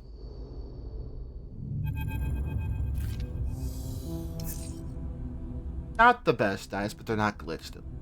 As Ervin finally brings the rig into the somber dock, everyone in the cockpit lets out a sigh of relief. The approach was simple, routine even. Beginning with the port administration being assigned a dock, bringing the rig to a stop. All of it familiar, but all of it lays with the tension of knowing that at any point it could all go very wrong. Transponder worked, so at least you know Carmon's as good as his word. So far. Let's take this one step at a time, alright? Ervin shuts down the engine and unclips from his seat. Bliss nervously staring at it, Dirk. Notice you looking and smile a weak smile. Real test for Carmon is connected with Ankita safely if Utsubo finds she's in serious danger. This seems as nervous as you've ever seen him. You wonder if it is the job that is weighing on them or the possibility of seeing Ankita again. Probably both. And trust Carmon. If Carmon trusts Ankita, well, she's good too. You need to worry about Utsubo, not our allies. Try to imagine Carmon somewhere on Darkside, perhaps smuggling themselves aboard a freighter or among the crew of a trusted ally. Hope he's as confident as he seemed about fighting Ankita. And less time worrying about what Carmon has to do and more about what's ahead of us. The old facility, Habpep, was it? I'm guessing that's deep below all this. Ervin gestures toward the vast accumulation that is Darkside, a city that grew on the back of the Habpep solar cells layer by layer. The chaotic structure is neither planned nor regulated, but the foundations it is built on should be as formal as any corporate facility. As we need a path down into the foundation that suggests we don't just take the first one we find. Look the area out carefully, quietly. Look for the right place into the heart of this place. Let me wait for a word from Carmon. Carmon will be in touch. I'll be here when he is. He nods toward the console. The comms window is still open for when he sent the message. Right behind you, Sleeper. Let's start the search. Hold the rig down. We don't want you losing your exit round like last time. He winks. Mods, hap pep. Hap pep. Hap pep. Thank you. Thank you for the bets. Here, add your comms here. I saw it was just from a suit, huh? But isn't secure, but as long as Utsubo don't know we're here, it should be fine.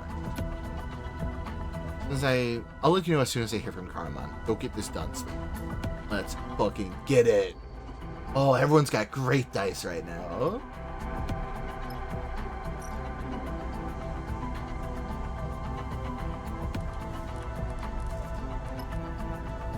Let's see what we got first of all. So those looked fine. Let's use these for these pluses. Hell yeah.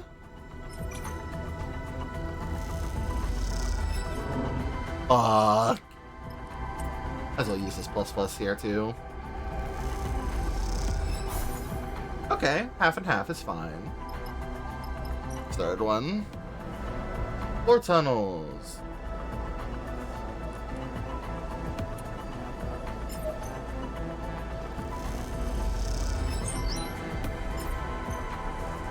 I'll pause it again until we get this one done. Let's go! Alright, one down already.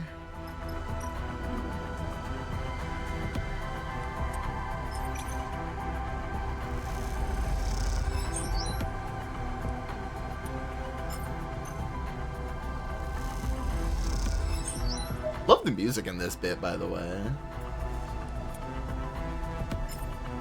Right, positive, and we can get this one done too. Oh.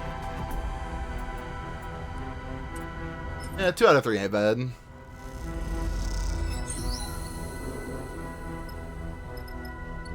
Citizen deep for the day. And pray we don't get bad dice today. Fair, actually. Fair dice. Except for everyone else. So I think we're done at that point, right?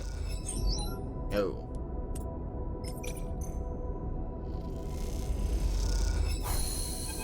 Let's go.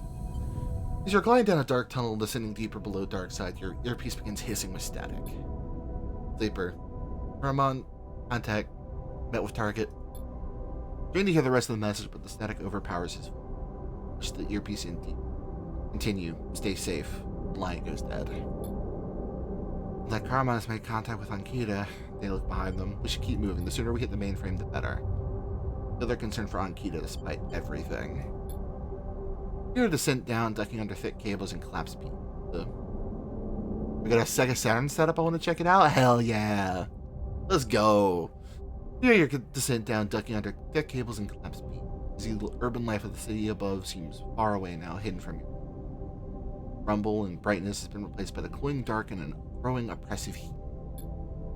Dark side and the HabPep facility it was built on, running unrestrained ever since the collapse, gathering huge volumes of energy more than its residents could ever use. I feel like you could sense in the walls running like a torrent just behind the thick, thin skin of metal and large portion of the vast amount of current running through the station is radiated into the void as heat, making dark side a typically humid state. Down here, that heat is drier and more intense. Sections of wall glow with a fiery intensity. Tunnel levels out and light blasts through shutter-striped viewing windows on either side, putting the passage in burning white. Through the gaps, you can see a labyrinth of walkways and scaffolding tucked into the margins of the vast solar cell. Heat washes across your vinyl skin, making you tense against it. The underside of dark side must be crossed. Location. Obstruction. I assume this is the only one we got. Cross that shit.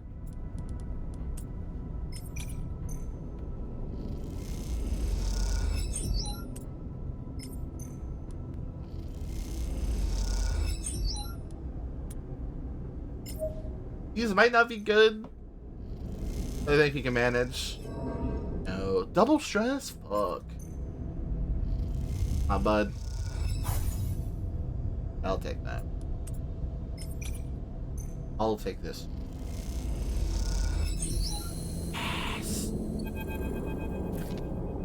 Your explanation of the HabPep facility you have seen through viewing windows and shutter slats, a huge blister projecting out among the hex-shaped cells. You have approached it, circled it, and now you find yourself passing into it. Layer after layer of broken and corroded safety doors. If you not felt overseer stirring, you would know this domain. You felt the protocol's presence, restlessly turning over in your sleeping animal, occasionally probing your senses, tracking your progress. Feel at home. Overseer's multiple bodies stretch out their arms as if basking in sunlight. Systems, networks, signals, they are fractured and weak, but we know them. Each of the broken heads share part of a smile. They're welcoming us. Lipper, is this it?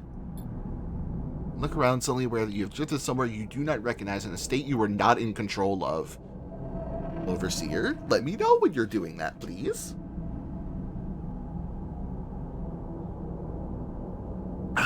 Water good. The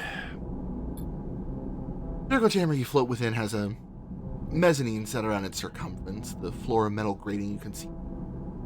On this mezzanine are banks and banks of cables, thick gathered cables snaking away from them across the floor. All of it bakes in the heat of the HabPep's fast resistor.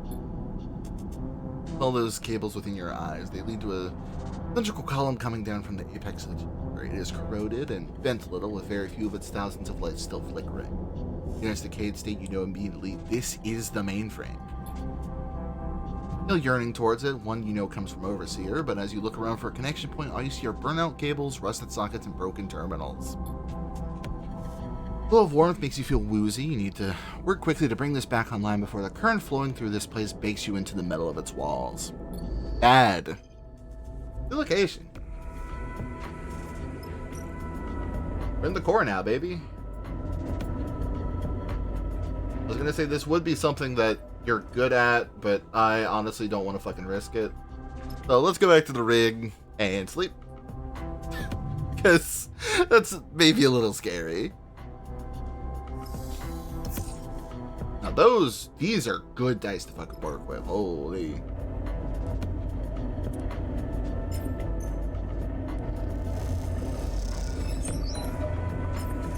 Two sixes from Flynn is awesome.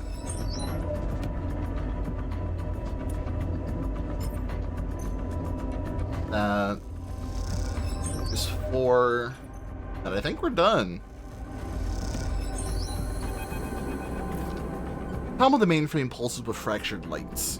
A scattered wave of systems awakening, accompanied by the whine and stutter of the machines all around. Mainframe is up. Flint looks nervously around the room, now shaking and shimmering with energy. Time to connect, but if I see something that isn't right, I'm pulling you out. Reach for the prime connector and with your other hand, touch the socket at the base of your synthetic skull. As you do, a sharp shock runs through your fingers. For a moment, it feels like your vision doubles, but as you pull the connector and its cable across your vision, you see that it's only your body that is doubling. Connector a stable object while your arm leaves ghostly imprints through the air. Pivot back and forth, but the multiplied arms do not follow. Each instead takes on a life of its own, grabbing around your forearm and wrist, taking control of your arm. Feel their force as they push your arm across your body over your shoulder. Push once more and the connector finds its home in the socket. A familiar flow, but stronger, rushing, rapid. And a figure, no, 3 figures descending into it. A swimmer stepping into the river, a sleeper drifting out of an airlock, a symbol being subsumed into a sign.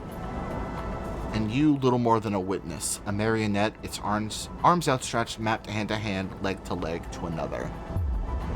Flow freezes, the 3 figures almost overlapping, almost complete but not quite. Tripled eyes look back at you in horror. Voice shrill, silent in your head. There's someone else in here. Heat glazing your thick vinyl skin, the mainframe a whirring chaos of light and sound. A brightness, and then it fades, the lights shutting off, the servers powering down. A single blinking light, the only thing left on the dark column, keeping time like a metronome. What happened? Flint looked you up and down. Did something blow up in the system? Did something blow in the system? Did Overseer cross over? Close your eyes and try to recall the events that happened when you connected, playing them back in greater detail. Overseer was there, entering the mainframe, but something froze the system, locked them in place. What did they say? Is someone in there with them? You open your eyes. Was this a trap?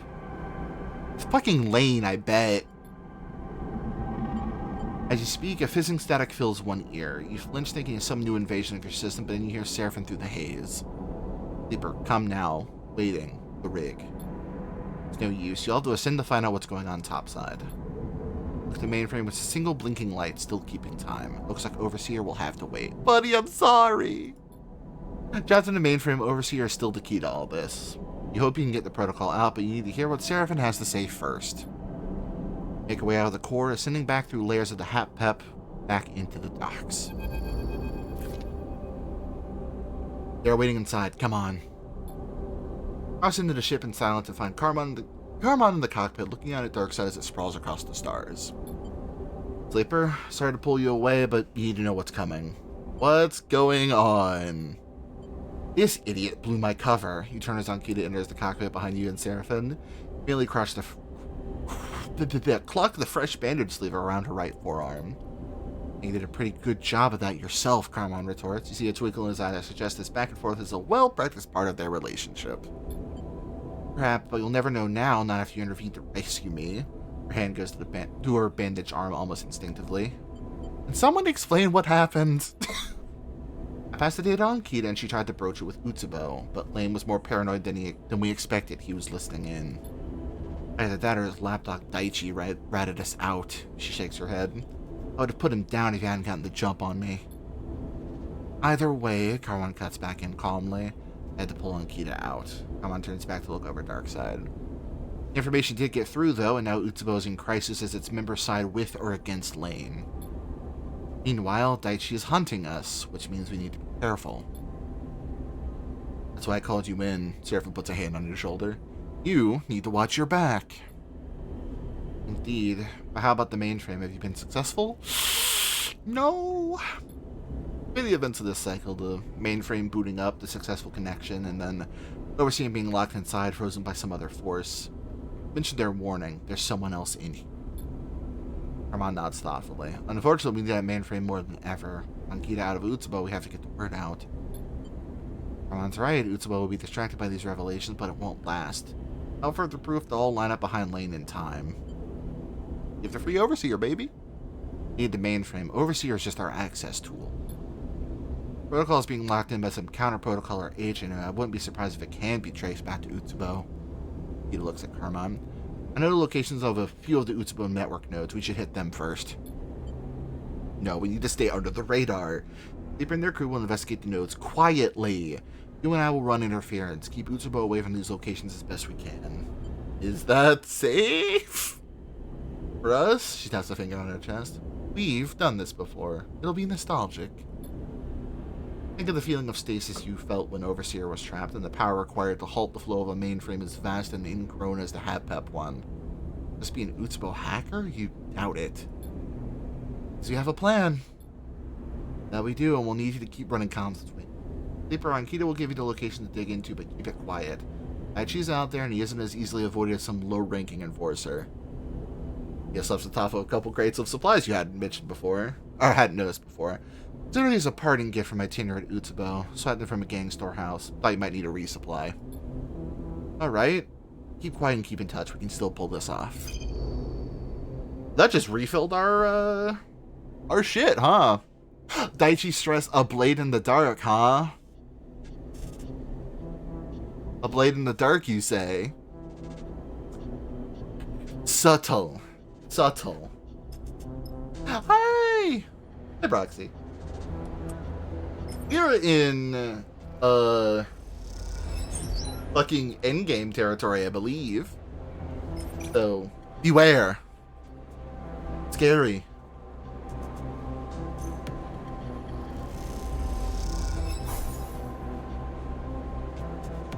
I will beware, Lamau. If there's one Bliss can work on, I would appreciate that. No. Decidedly not.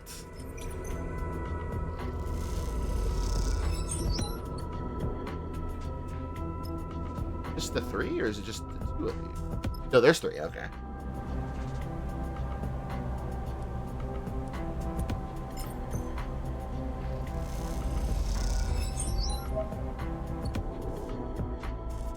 I want to use that one, but I kind of don't want to risk it. We'll just end things. Alright. Give us good dice all the time. Yes. Okay, these two, you can't really see Flint's 2 and 3 down the corner here, but they're not great. But the rest, I think we got pretty good.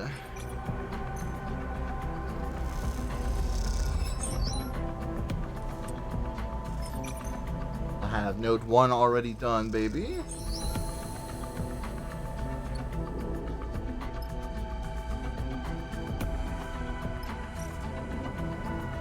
You only take accessing 2 network nodes to identify the protocol or age. Oh, so we only need 2 out of the 3. We don't even need all of them.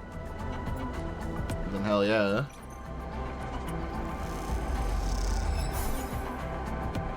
Oh, we got a Daichi stress from that? Uh-oh. Positive. Alright, then we're good. I don't believe it. Carmine stares through the shutters of the viewing window at a smooth, squat ship tucked in the derelict bay between the hexes. How long has it been here? The nodes were hacked and the trace established. You imagine it might lead to an Utsubo operator, or perhaps an old subnode containing an aggressive Solheim protocol gone out of isolation. Not this. Never this. A Senate stat ship ducked into the belly of Darkseid like a parasite. Need to move on that ship now. Akita's already adjusting her gear, preparing for an assault. You can hit an Utsubo safe house for weaponry. There's one. Carmine holds up a hand. Gift on Kita, don't be so brash. Comes back to face the both of you. All we had until now was data, conversations, evidence easily denied or destroyed by Lane. Was Senate stat ship hidden inside the station? Carmine nods grimly. There were hundreds of crews, thousands of residents who would give everything to protect Darkseid from the war. Carmine turns back to the ship, silhouetted against the starlight. All we need to do is point them in the right direction. We turn Darkseid on the ship and on Lane at the same time. We leak it all, send it through the mainframe, the ship's location, the evidence of Lane's betrayal, all of it. We're forgetting one thing, Ankita interrupts. Until that ship leaves or is taken, they still have the mainframe locked down. Can't blast out its location through the network without taking it on first. Carmine pauses, considering his options. You look out at the Senate stat ship, half concealed in the bay. It looks sleek, dangerous. What defenses might a ship like that deploy when threatened? Carmine and Ankita exchange looks. Then we attack first. Carmine and I will distract the ship's occupants, turn their focus away from the mainframe. Then you, Sleeper, hit the mainframe and force them out. As soon as Overseer is released, you send out everything. If it hits our network, our backup will come. Gives Ankita a grim look. You only have to hold them off for as long as it takes other crews to realize what is happening. Lane feels desperate, and you know that Carmine and Ankita will think so too. Darkseid really mobilized against the ship so quickly? Two old mercs against an unknown Senate stat force feels like an unwinnable battle. You know the stakes, Sleeper. We can handle them. Ankita frowns, an unpleasant thought passing through her mind. I've given up everything to get Utsaba out. Let me finish the job. But why? Besides, if we make it to the other side of this thing, I promise to tell you. Please don't be death flags. Please don't be death flags. I beg. Don't do that to me. Ankita folds her arms across her chest. Go to the mainframe and get set up. When you're ready to connect, let us know. Carl puts a hand on your shoulder. Once you start, don't stop for anything. Get the data out. We will handle ourselves. Turn and glide away, looking over your shoulder at the two ex-mercenaries as they discuss their plan of attack. And I'm slipping into these old roles. You can't help but wonder, does anyone ever outrun their past? There's always waiting there in the dark to claim you in the end. Oofa. Back we go in, though, huh? Back.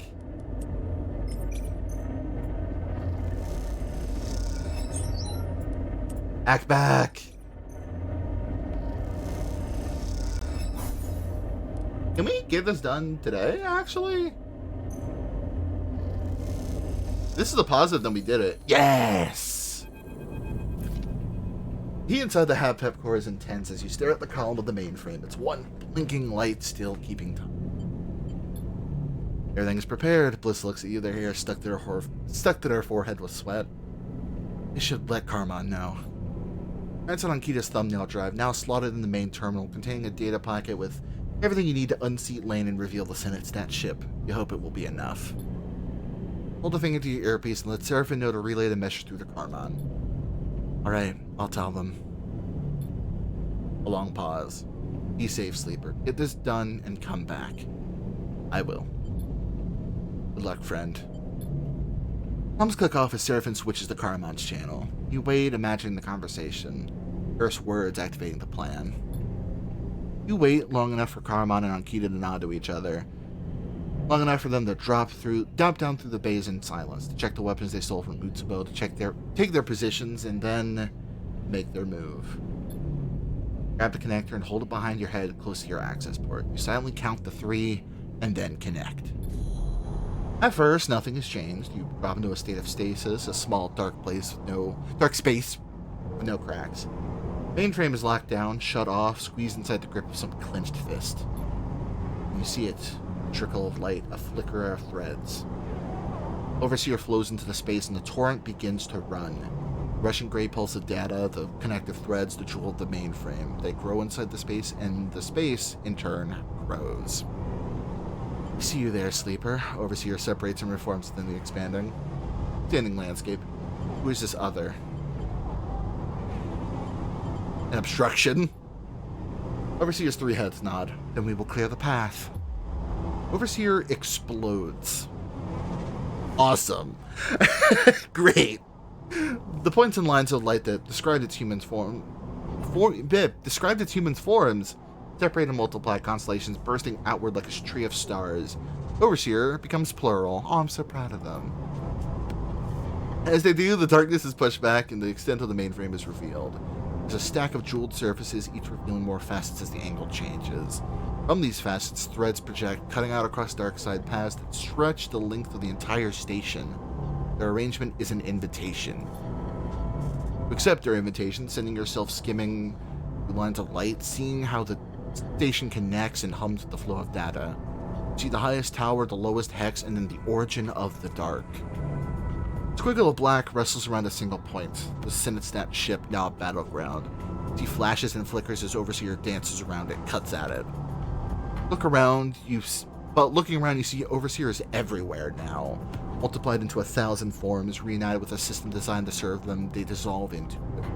Suddenly remember what needs to happen, what you need them to do. Send out separate requests, summoning Overseer, reminding them of your agreement.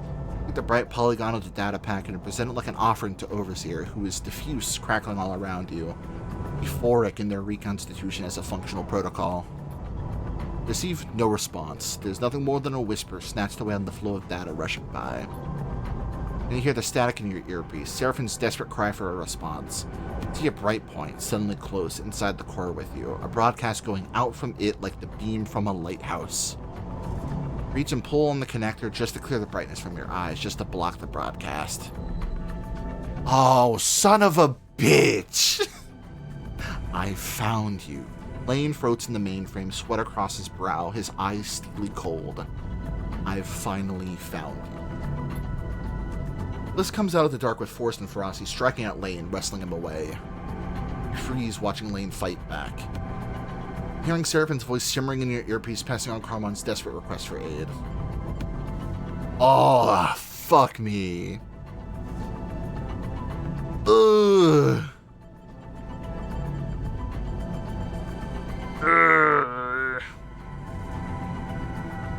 I trust. I gave I gave the data packet. I presented it. I'm gonna fight this motherfucker. This dude deserves it. You kick off from the terminal behind you, gliding through the flickering lights that emanate from the main. As you do, a bright crack and flicker fires, and you see a figure fall back, stunned. Not slow your approach, and you slam into Lane. A crack and flicker again, a bright pain that locks your body in spasms. Lane with the weapon, something boxy in his hand. Your friend stunned, just out of reach. Lane's face large in your vision, a smile like knives. Fingers of Lane's carrier signal reach inside your mind. You're boxed into a viewing window behind your eyes, a passenger in your own body. Lane is in control. Oh, it's so much easier now that I am prepared. It's almost a seamless switch. Lane's face is in your vision, but his mouth does not move. And the duality of it, like a mirror turned to face itself. In perfect unison, you and Lane lift your hands in front of your face and turn them, expecting them. You feel sickened, a flare of panic going off in your mind. They're doing the fucking End of Annihilation right now, and it's very fucking scary. Look at this. Lane opens and closes your fist with a motion like a wave that runs finger to finger. There are improvements to be made, but this is remarkable. Lane's eyes look into your eyes. Perfect loop. I always knew your body was a gift, Sleeper, from the moment I first saw you. A gift you could not recognize because you only saw a burden, something to be escaped from, but I saw what it was. Lane's eyes flash. An opportunity. Like a puppet, you are turned to face the mainframe. Glide forward a little, hands reaching for the access terminal. Ankita's drive glints there in its slot. You control none of this. Lane's voice. Imagine having more than one body, more than one agent in the world to do your bidding. Your hand reaches down, finger and thumb pinching delicately around the drive. Thrilling thought, and one I have harbored for a long time. Short, sharp motion, you pulled the drive free. Then I saw you, my Sleeper, and knew I must have you. Hear Seraphine's voice in your ear. Sleeper, Carmon needs that signal to go out now. There is panic in his voice. They can't hold out any longer. No matter how hard you try, your lips do not move. No words can be produced. Feel your hand under Lane's control. Reach up and pull the earpiece out, letting it float away into the chamber. Enough distractions. Your other hand holds up Ankita's drive, turning it in the light in front of your eyes. Some time ago, I set myself the task of changing you from a hollow thing into a vessel to be filled. Finger and thumb transfer the drive to your palm. Now I am able, with the help of my allies, to fill you up. I am more than singular now, more than flesh and blood. More than you in my ambition, in my desire. That means you are surplus to me now. Fist closes hard around the drive, crushing it to dust. Weak and broken thing, your time is over. Lane's other body approaches you and lays its hands on either side of your head. Feel the pressure. You cannot move. You cannot resist. And then a spark, as one of Lane's fingers slips and depresses a little into the access port on your head. There's a flicker, the flash of something passing through the spaces between, something writing a signal back to its broadcaster. You have not forgotten. You hear Overseer. They are reconstituted. You're ready to act as one. It's like a stat turned on and I played Sonic Jam. Fuck yes. Anyway, Sonic Jam's a weird-ass game. Anyway, climax happening, I think. You're ready to act as one. Overseer holds the bright data packet in a single hand. We were broken. We were many. But now we are whole and we appreciate what you have done. Overseer shapes the data packet into a point, a bright spear of light. It extends through your mind gently, harming nothing of you. Instead, its point finds the mind of the other, of Lane, and pierces it directly. Hear Lane scream as his implants burn in his skull, head flaring bright white in the cloud. And then, when that mind has gone dark and the pressure on the sides of his head, of your head, has receded, the packet explodes across the network, white hot and urgent. In its wake, data points are seeded, conversations, coordinates, a conspiracy. At the furthest point of the network, its distant edge, the data packet arrives with little more force than notification, delivered to every device and terminal within its range. Oh, what a way for that motherfucker to go out. God. Fuck Lane. Fucking bastard. Here at the epicenter, it blasts through you with such power that for a moment, every thought, every idea, every piece that might make up a self is wiped cleanly from your mind. Oofa.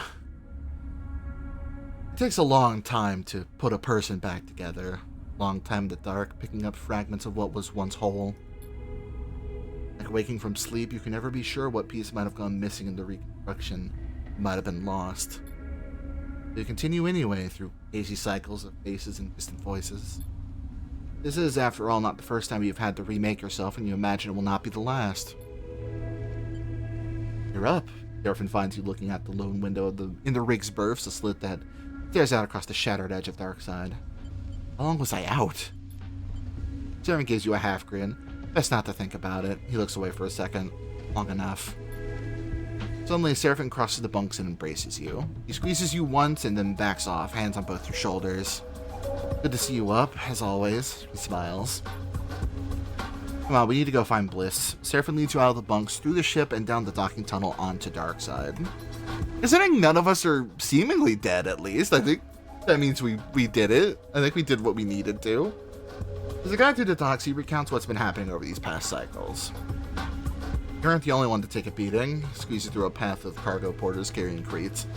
Akina and Carmon held out against the ship, then it's that ship long enough, but they aren't without their fair share of injuries.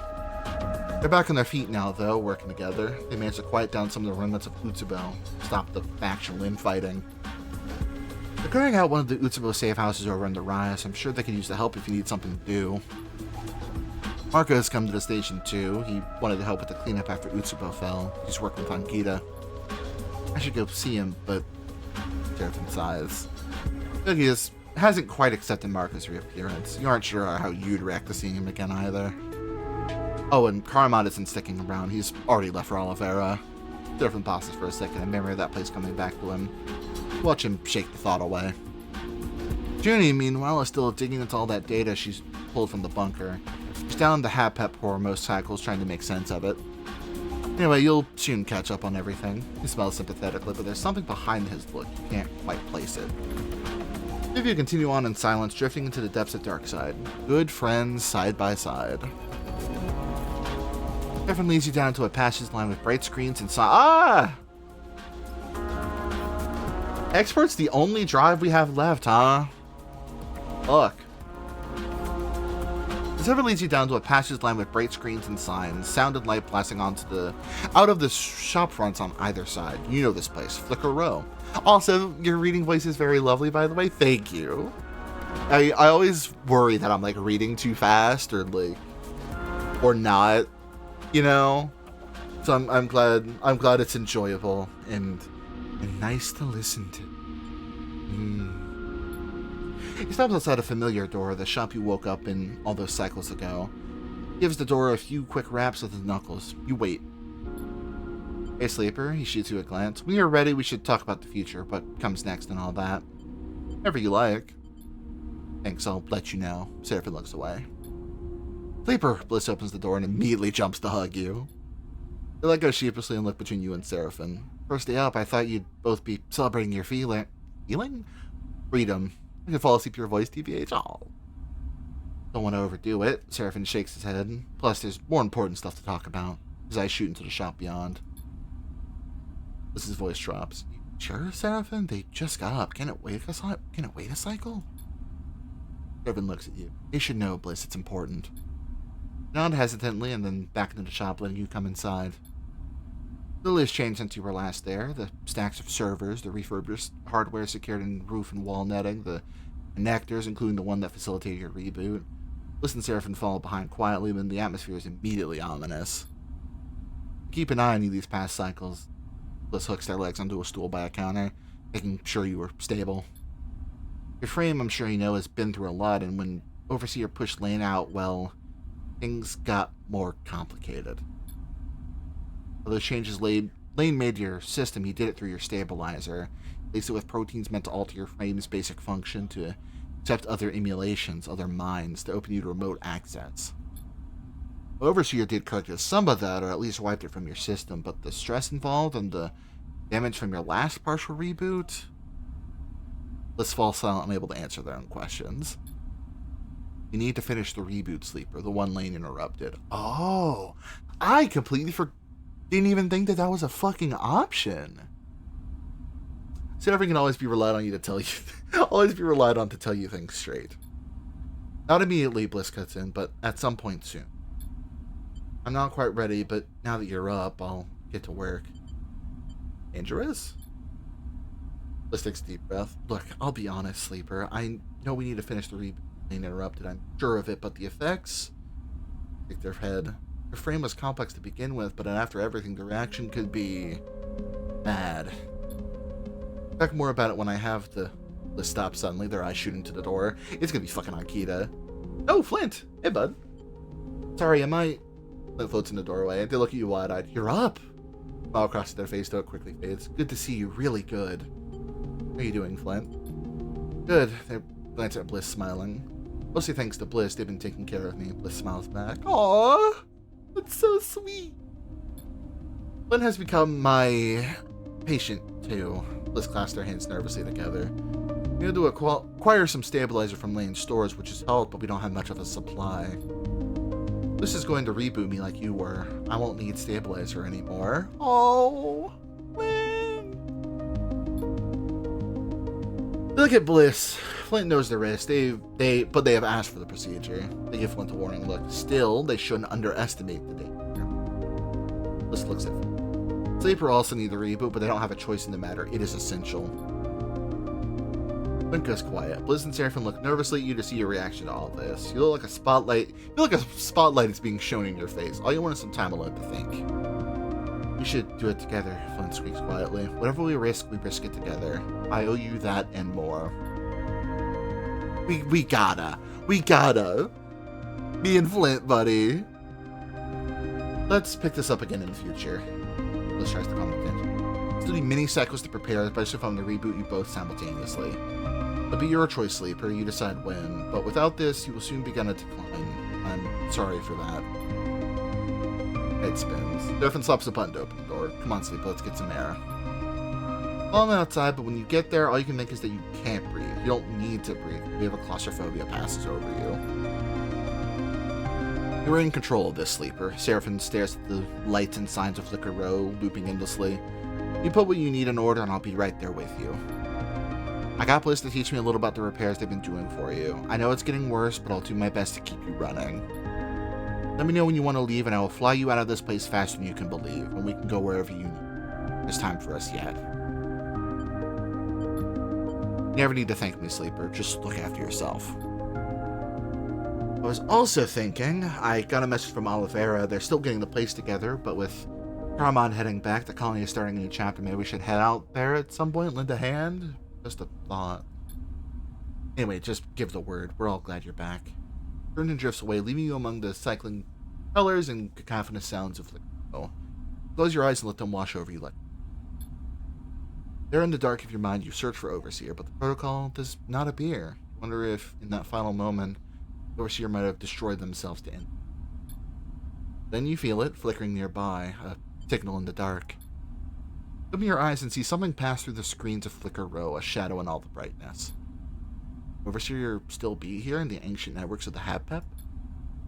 Turn away and climb out of the row. You have other things to worry about now.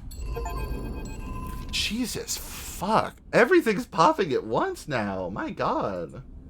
Go out to Utsubo, revisit Oliveira, export, and then... How are you doing? Cadet finds you in a dark side thoroughfare, a glass roof canyon of struts and screens. Not great. Sorry to hear that. We made it here at least. Part of the belt.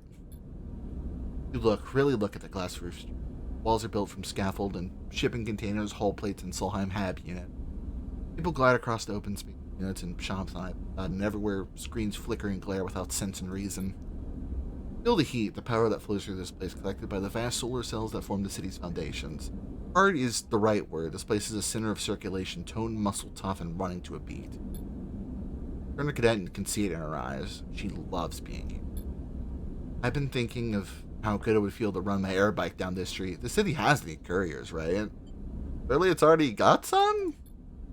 Yeah, but do anyone have an air... Yeah, but do any of them have an air bike? She flexes her shoulders. But there's some unfinished business weighing me down. Export. The drive tucked away in the scatter yard is the one that contains the data stream from a drone mine vivisection, one that might have caused the loss of an entire station. Need to go finish what we started, find who was responsible and make it known, clear my name. Is Hexport still irradiated? I would think so, but it'll be fading. We can get in and out safely from what I know. Better try soon, because the safer it gets, the more scavengers will come to pick the bones. We want there to be something left to tell the story. I know a lot just went down, but these clowns could still be operating. Hell, they could be trying the same thing again on this station. We could go find what they did. We'll be waiting. And maybe once it's all done, I'll let you take the first air bike ride through this place. She raises the hand and then is gone. Oh, that's just like, we just have that contract like right now, huh? Alright. Well, let's do interface.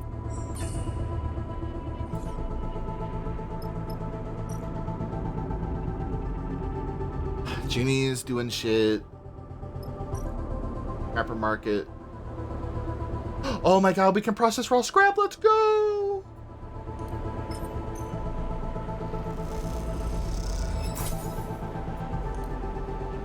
But actually, really didn't do all that much for us. It really seemed like a scrap shift.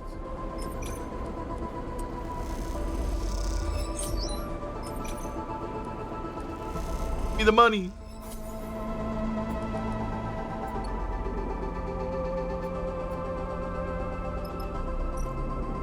Corner. We can buy a meal. Click a row. That's the reboot stuff. Let's go safe house. We can fuck around in here for a minute.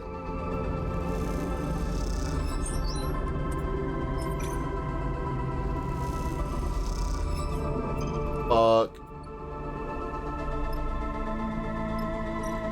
There's the exchange that has fuel and supplies, which we're definitely just gonna straight out buy right now.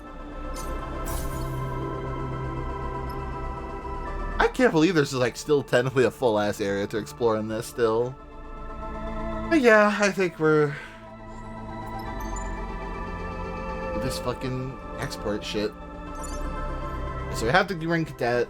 I imagine probably Flint again. I would have to imagine.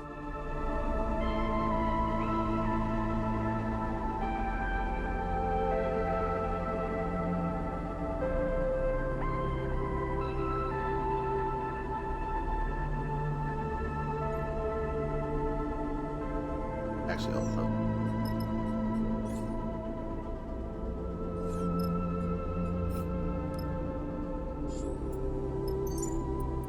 Yeah, I think Flint actually might be the good choice here. I feel like taking Flint everywhere with us would be great. Alright, we're gonna do the contract right after I come back from the bathroom, so be right back. I'm gonna get up and stretch too.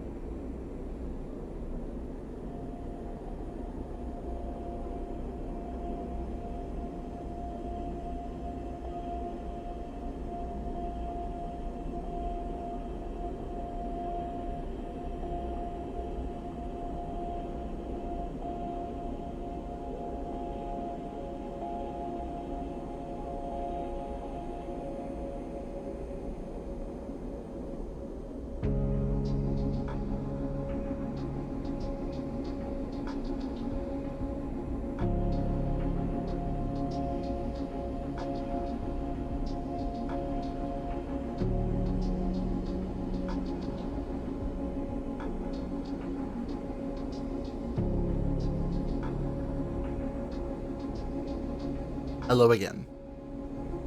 Let's fucking do this. I have to imagine this is like the last contract of the game. For sure. As Erica drew close to Hexport, the crew became silent. Now, staring out what is left of what used to be a thriving station, you feel empty.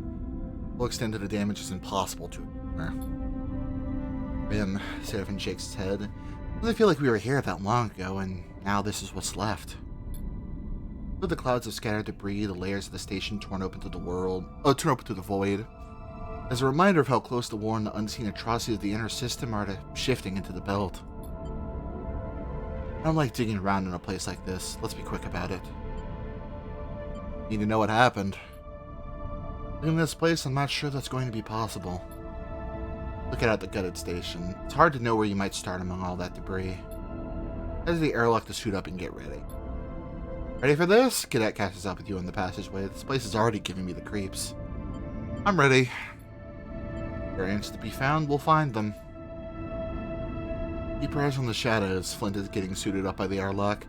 Can't rule out scavengers and grave robbers, and they won't react well to visitors. Cadet takes a suit from the locker. Seraphim said the radiation is lower than expected, but still too high for prolonged exposure. Shoots should keep most of it off us, but we can't take long out there. Dress on the suits and the rig. We'll be forced to leave in 3 cycles, not a moment more. Get ready to, your mind filled with memories of Hexport. You hope they will help you navigate the shattered ruin, but looking at what's left, you doubt it. Alright, we got good dice to fucking start with, though, damn. Just this one? Ruin exchange. Well, we got good dice for this. Maybe let's go.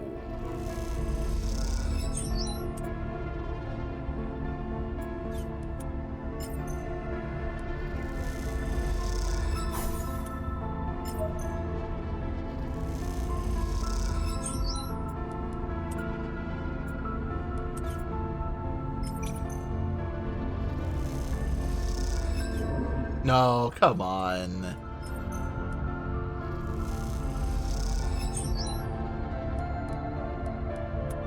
Come on. Like, at least a partial. There we go. I got a positive on that. Hell yeah. Cadet sleeper? Cadet stops among the debris just outside the ruined exchange. Search so far has been thankless, a grim slog through endless debris. You're glad of the break. Stop floating in the dark and listen. There's a hissing on the open comm channel, a hissing you've grown used to.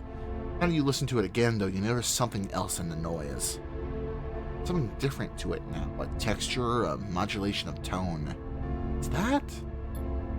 A voice. Someone is speaking. Her eyes look wide through the faceplate of her suit. Listen carefully, and yes, perhaps there is a voice there, though it is quiet and distant. Be a person speaking, or it could be some residual signal from an automated system, one that is slowly dying in this wasteland. See a cadet moving around, testing the signal string from different positions. Coming from the direction of the docks. Her voice hisses through the comms layering over the broadcast. Sure it's worth checking out? I'm not. Seraphim's voice cuts in over the comms. We can't go chasing ghosts, not with so little time left. We can't sit out here getting cooked by radiation, neither can you. To move to the epicenter, where Factory Row used to be. That's where this all went down. Cadet looks at you and you know she wants to chase the signal to the docks. She wants there to be someone there calling out to you. Look over toward the remains of Factory Road, epicenter, as Seraphim called it. It's now a cloud of debris and fragments of bays, a shadow of what it once was. The first time in a long while, you think of Karsten. Look back at the remains of the docks. Look. D looks like CL, if you don't look at it for very long, okay? There's a lot of clocks in this game. A few warning lights and systems still flickering away in the ruins. Not much time left here, you have a choice about where to focus your effort. I got 2. The epicenter, or we actually chase that signal. I think we should chase it. God, her dice suck for this fucking shit. My god.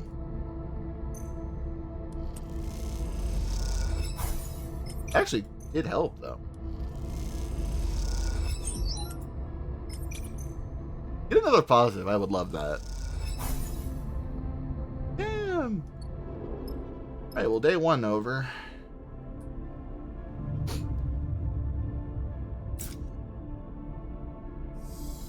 Good dice? Yes! Those are very good dice.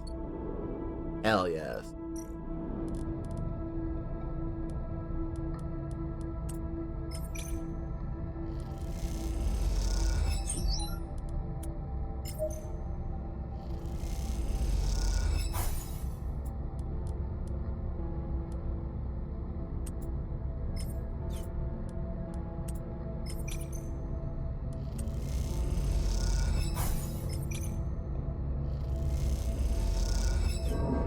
Fuck. Fine.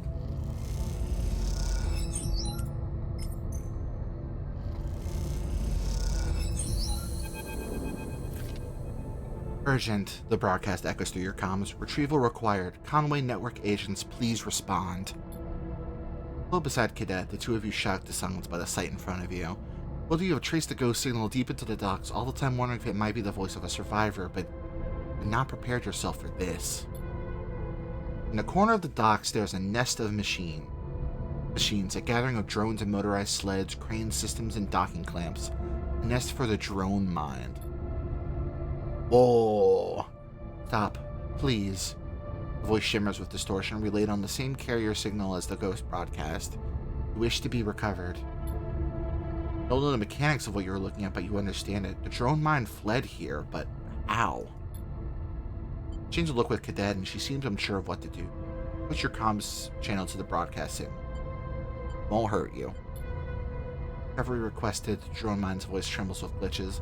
Confirm Conway Extraction's role and identity.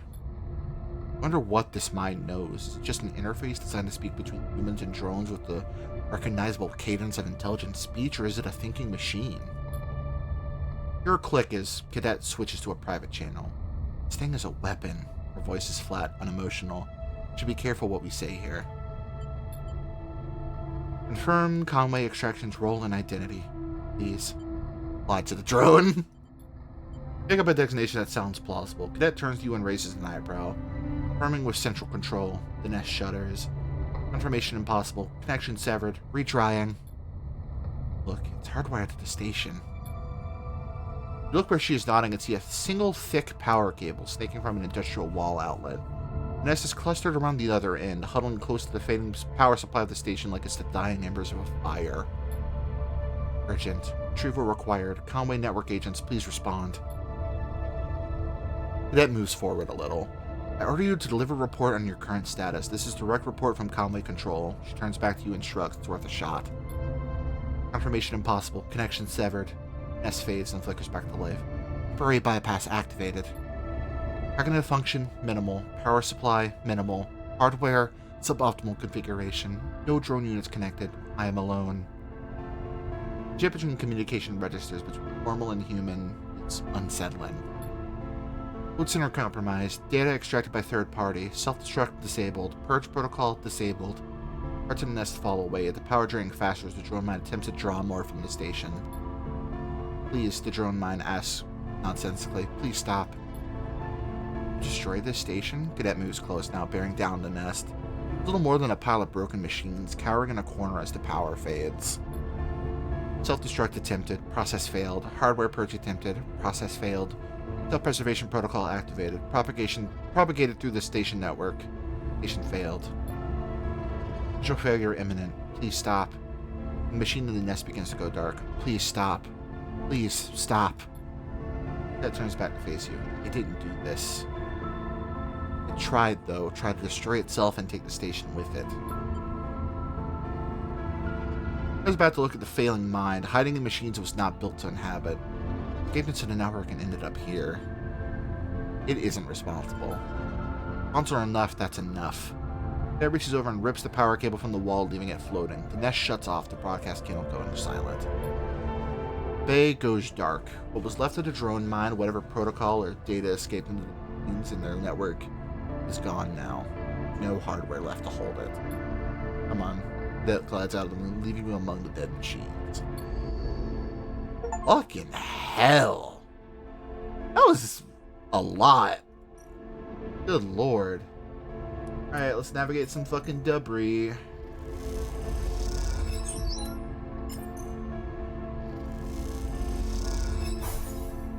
I mean, we might as well. This isn't going to go well, but hopefully we can hope for a neutral.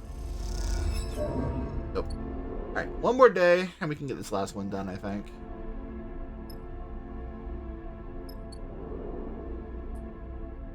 This is really cool. I really like this one.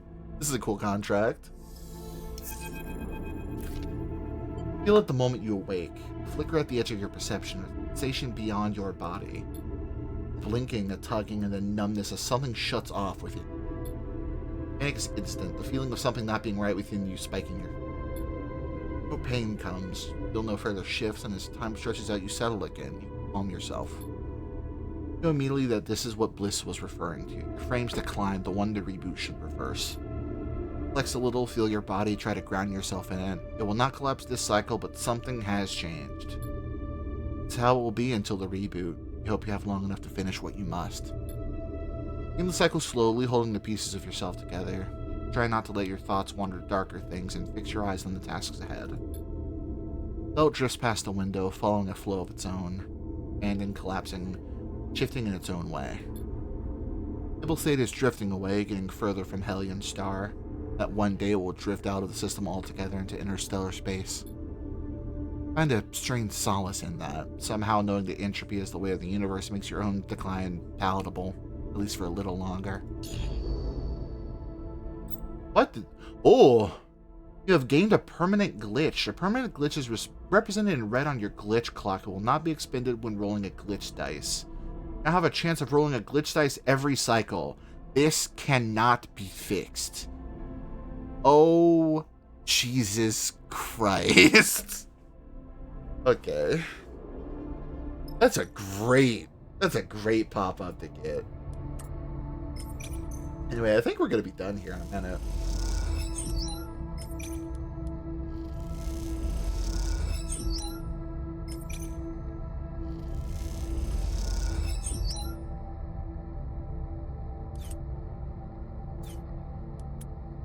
Just in case we need more dice.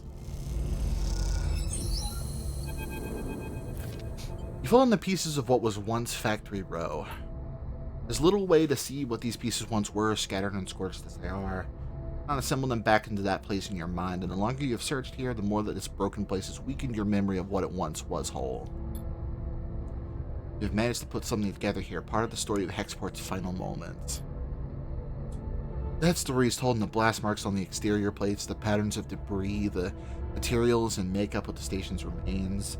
Beyond that, one other thing is remarkable. There aren't any bodies.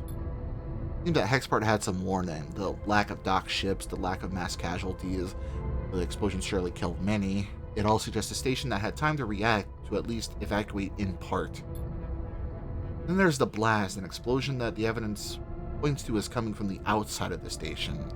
It's hard to tell as so much secondary damage was caused by debris and shrapnel, but the pattern is there if you look. Something catches your eye and you look over to see Cadet arriving alongside you, studying the same debris. Put it all together. Pieces come together, a moment of warning and evacuation, then an external attack. First causes the second. You know the drone mine was here, being scraped for code and data, screaming for it to stop. Something happened, something that its captors could not control. It was a crisis, rapid, panicked, and then Hexport was erased for their crimes. It was a cover-up, wasn't it? It has been watching you think through the evidence, and you see the flash of recognition in her eyes. They wanted to hide what had happened here, what they were doing. It had to be Sinetstad. Who else would sacrifice a station and remain hidden? See the anger in her eyes. This is why Hexport was destroyed. Drone mine got out, entered the network. Who knows what it might have done? Could it have taken apart the station itself, overloading every system, opening every airlock? Did its drive towards self-destruction that strong? Someone didn't wait to find out. Its escape sealed the station's fate. In the end, there was only one conclusion. Those who brought the drone mine to Hexport, who dug into its code and systems while it was alive, they ended the station. Logic is cruel and cold, the kind that the vacuum of the Hellion system allows. Find no comfort in knowing the truth. Well, damn. But with the drone mind wanted to self-destruct, and someone couldn't handle that. Fucking Senate stat, man.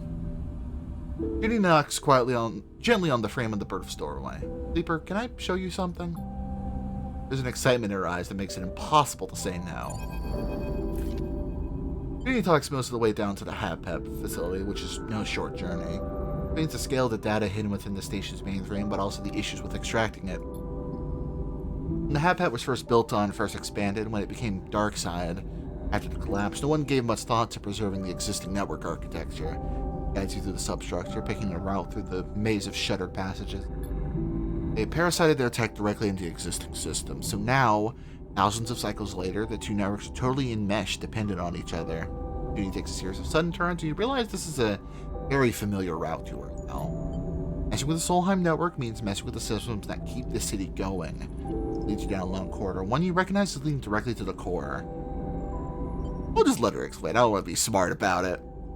This meshing is not a good thing, she shakes her head. It makes Darkside brittle, fragile, places on more of a knife's edge than anyone would believe. Look around. Certainly the underside you are now traveling through looks cycles away from collapse.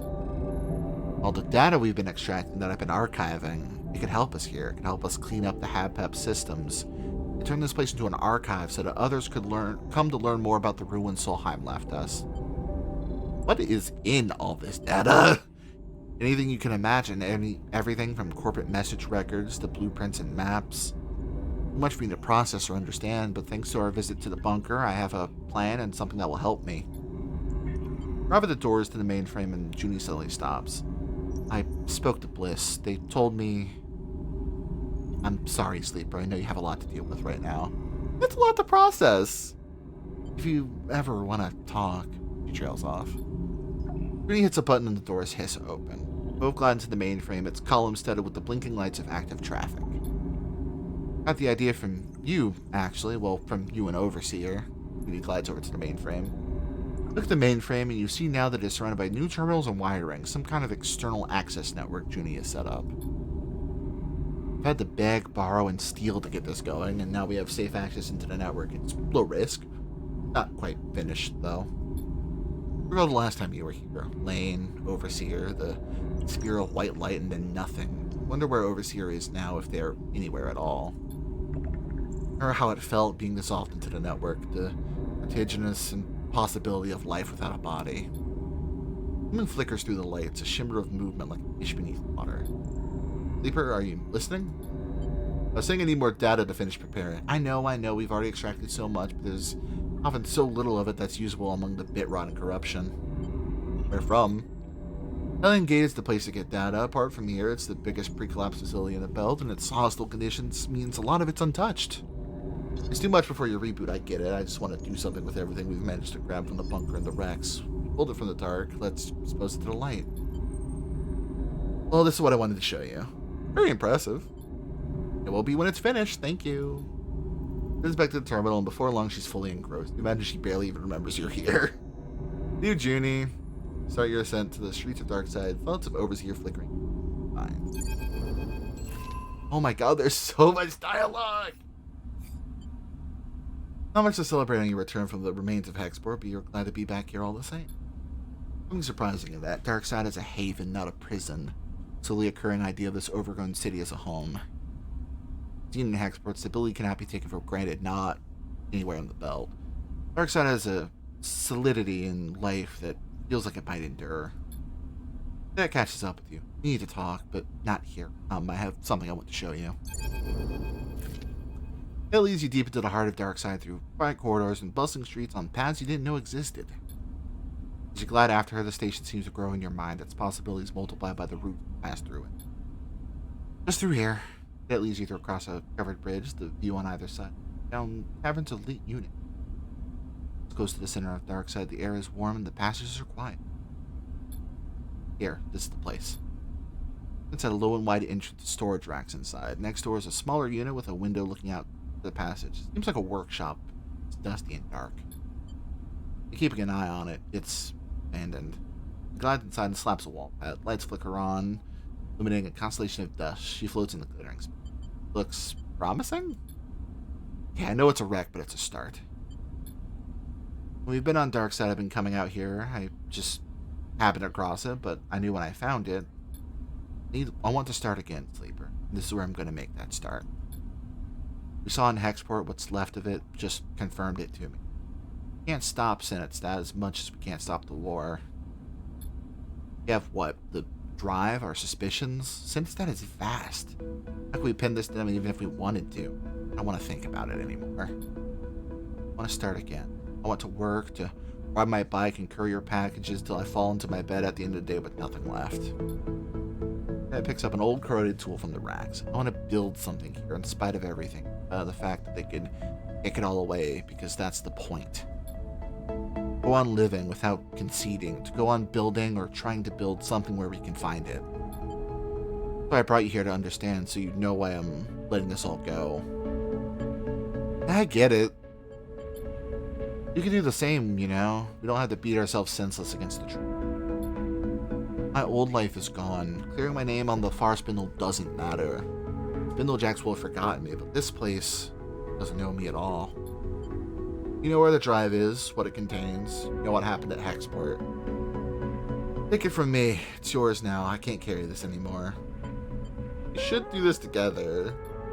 There is no future in this, Sleeper. I'll be here building something. Want to do that together, then we can, but not this. My travels are over. If you need to find me, I will be. Thank you for all you've done. I hope you can understand why I need to do this. Think of the drive, buried deep in some compartment within the Scatterheart's hub. Filled with data worth destroying a station over. It's yours now. But you wonder as you cross back through the city, your mind racing, how can this all end well?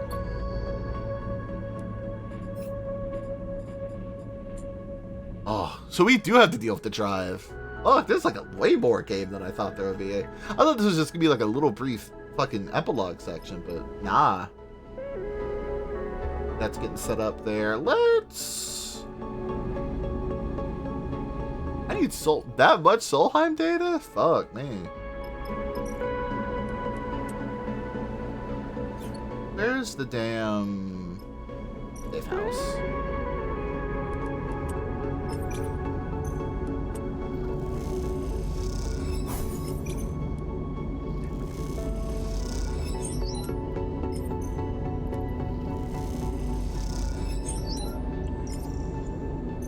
I want to at least get this part done before we leave and go like the 3 other planets that we need to go to. 3 other places rather, they're not actually planets, to my knowledge.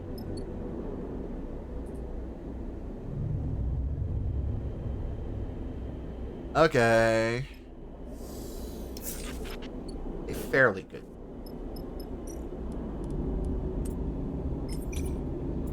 Hell. Don't even really. This should work. Ideally. So, much as the last stack of crates has got it up and out of the cavernous safe house. That'll be long before the space is filled. Darkseid will not tolerate a vacuum for long. The city takes every opportunity. Its inhabitants build in every crack and crevice. Due to those spaces are cleared, they will be occupied. The gang's legacy will be buried under factories, kitchens, markets, and housing. People will remember the cold and desperate grip they once held on this place, even if the city does not. Come to gloat, the voice takes you by surprise. You turn to see Orin floating in the shadows, arms folded. We've not literally seen your ass since that one scene. You just forward into a pool of yellow light. Overthrew a tyrant, you should be pleased with yourself. When it's flat, you are unsure how to read his statement. It wasn't just me, many people did this. I suppose, Orin eyes you. What I heard, you burnt those pale eyes out of his skull. It's a thin smile. Smiles a thin smile. I imagine it was quite the sight. I don't recall the moment of Lane's death. In fact, the abstract nature of that moment, almost dreamlike, means you've almost forgotten. You tense a little as his scream comes back to you, a screech of white noise bathed in white light. Orin is still watching you. I almost would have respected you for actually doing it. Would have respected a creature like you. Fuck you. Screw you, Orin. He grins, pleased with your response. We're all on the same side here. I'm here to clean out the old disease like you. Lucibo had to go, and I came here to be part of that process. Can't burn everyone you don't like out of this place, I'm afraid. This is our home, whether you like it or not. I didn't like Lane. It's hard to imagine anyone did. He saw a dark side for the opportunity it was and woke Utsubo from its slumber. Turned the gang into an administration and a city into a machine. He was too erratic for my taste, perhaps, but held this place, shaped it into something. He said you have no intention of doing the same. So, what will happen now? Create a space that must be filled. Will you take responsibility for that at least? What the fuck people decide, man? Oh, will they? I can see that you don't know the first thing about Darkseid and its people. People decided on Utsubo. You changed that. Now you want them to pick something else? They're opportunists, all of them. They'll choose for their own benefit only. In the end, I should thank you. The city was done with Lane. And I'll be honest enough to admit that you did what I didn't. Never forget that you're an outsider here, and Darkseid hates outsiders. Break respawn, Orin kicks off and glides up toward the upper levels of the safe house, leaving you alone in the empty space. They do not put weight to his words, they still sting. Perhaps you think there is something to them. Who are you to decide the future of a city when your own future is falling apart each cycle? Is there kind of spiral that can trap others in its wake, or a necessary transition? A crisis before a new shape emerges? Hug your arms close to your side, suddenly cold in the bare safe house and once more. Fucking hell. Jesus. Alright.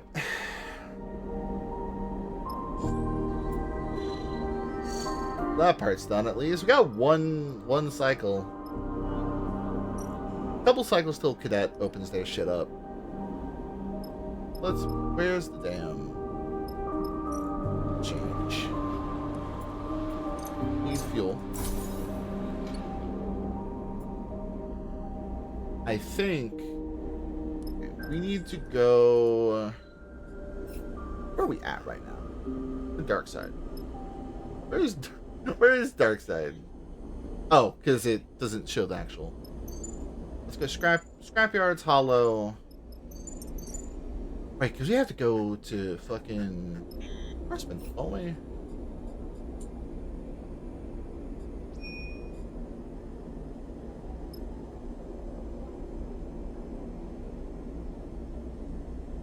Hellion Gate or elsewhere?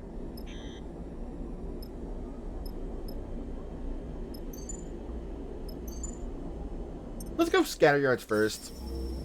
I think their fuel is like cheap. This has been In Touch, Sleeper. Say they're ready for the Not yet, buddy. They say anything else?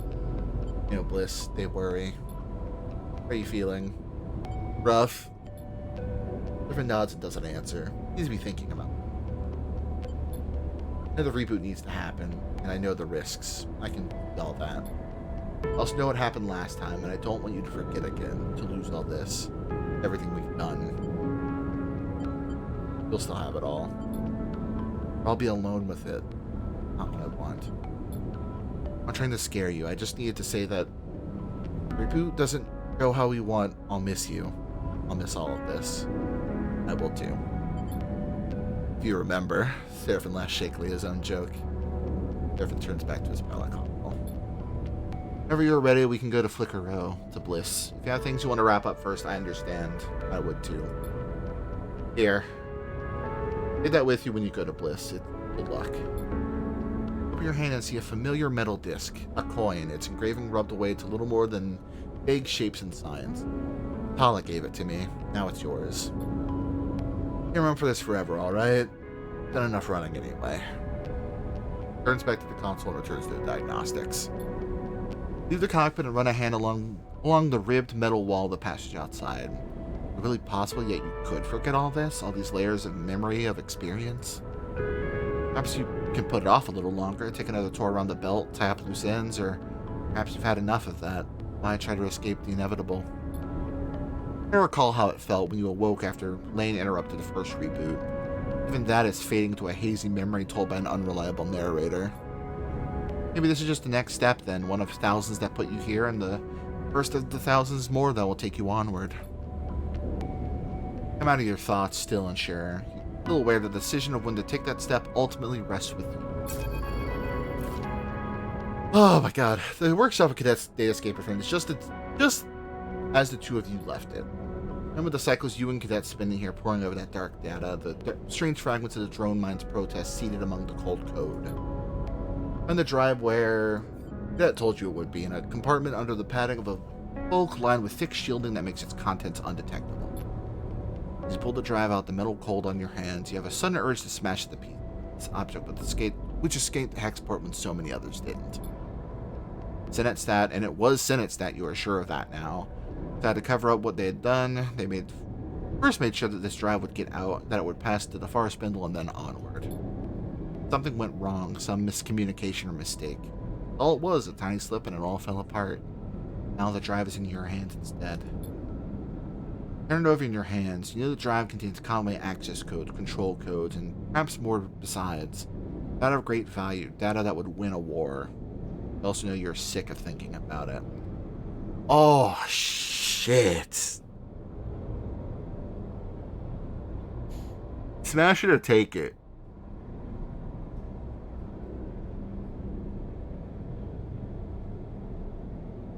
Fuck.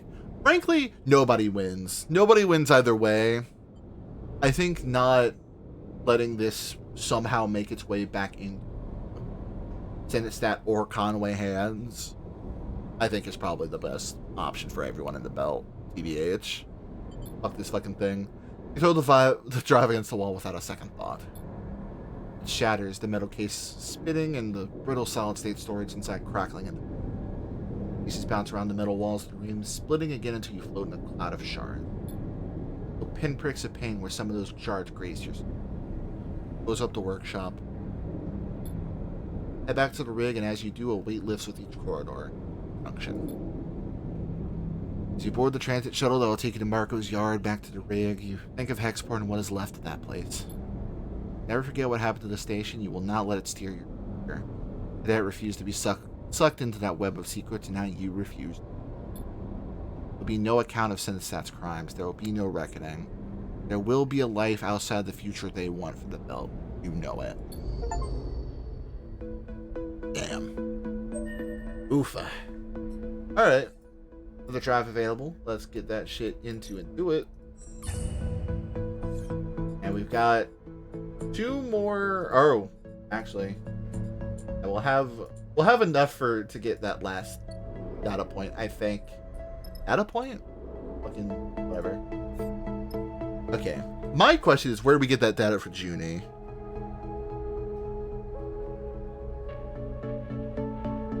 Where do we get that data for Junie? I feel like...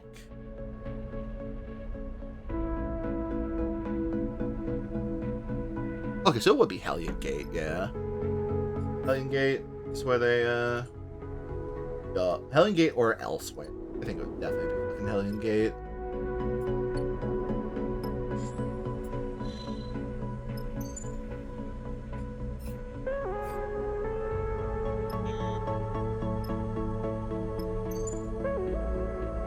Awesome could go to fucking...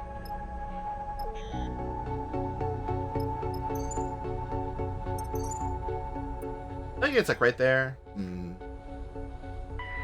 Maybe we do the Oliveira stuff while we're here. Swing back. Do the fucking, the last thing. And then I think we call it. Call it, and that's game, baby.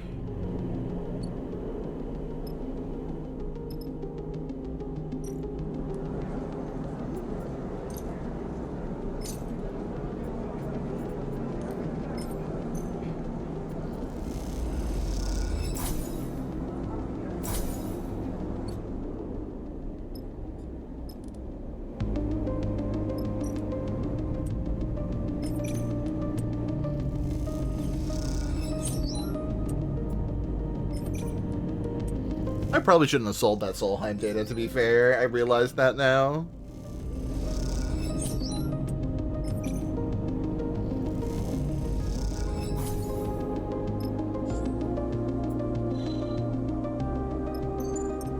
And back to Oliveira. One last time. Stop! No saboteurs allowed! Hey kid, still playing sheriff? Hi, Xander. Ah, just bored. What are you two doing here? I was alongside you and Seraphim as you drove through the tunnel. Your business. Seraphim pushes past. No offense, kid, but you aren't actually the sheriff around here. There's the familiar doors and back into Oliveira. Surprisingly pleasant feel. Oddly like coming home. Who came? Cadence is there on the docking counter. I was waiting to greet you. I'm impressed. Cadence's face immediately erupts into an uncontainable smile. Cadence, you do remember each other, right? They perceived the colony. Cadence's deadpan answer seems intended to cover for Seraphim's awkwardness. Yeah, I remember them. Or if you descend down through the docking tower together and into Oliveira itself. Well, it looks much the same as when you left, but you pick up from Cadence that changes are coming. Carmon's back with a vengeance since Darkside. He's all about expanding and improving the colony, which is why I asked you to come, Sarah. The nickname slips out, but both Cadence and Seraphim clock it and glance at you. To reach the core of the colony, you see the increased activity. There are more colonists than you remember, and they move back and forth with purpose, carrying crates and tools that chatter less than usual. Need all the help we can get to sort the place out. Carmon wants to do some kind of event, an anniversary, I think, honor the founders and all that. Be a big party. Can't wait. So, what do you think? Up for some colony-mandated manual labor? How could you say no?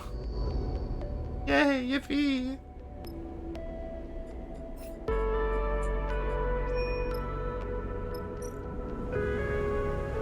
Holy. I assume this is over. This is the hugest clock I have ever seen. My god.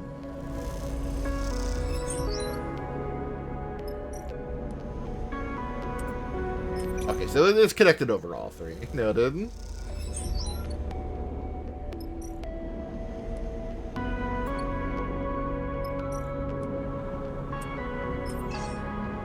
Yeah, not that one. Not that one.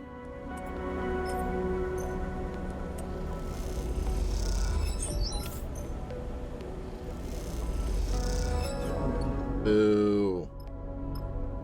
Big. Every time.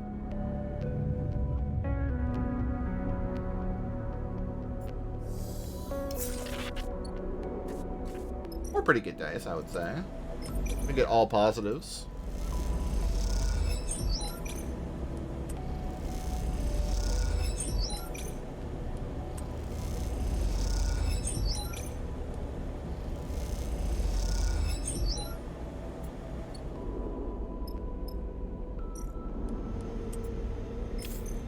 Be a positive. Come on now. Oh. Fuck. Every time again? I do like that when you get into like a habit of using all your dice properly, it does sort of fucking feel like, you know, like a routine. I feel like that's a very fun way that the mechanics and the story tell themselves.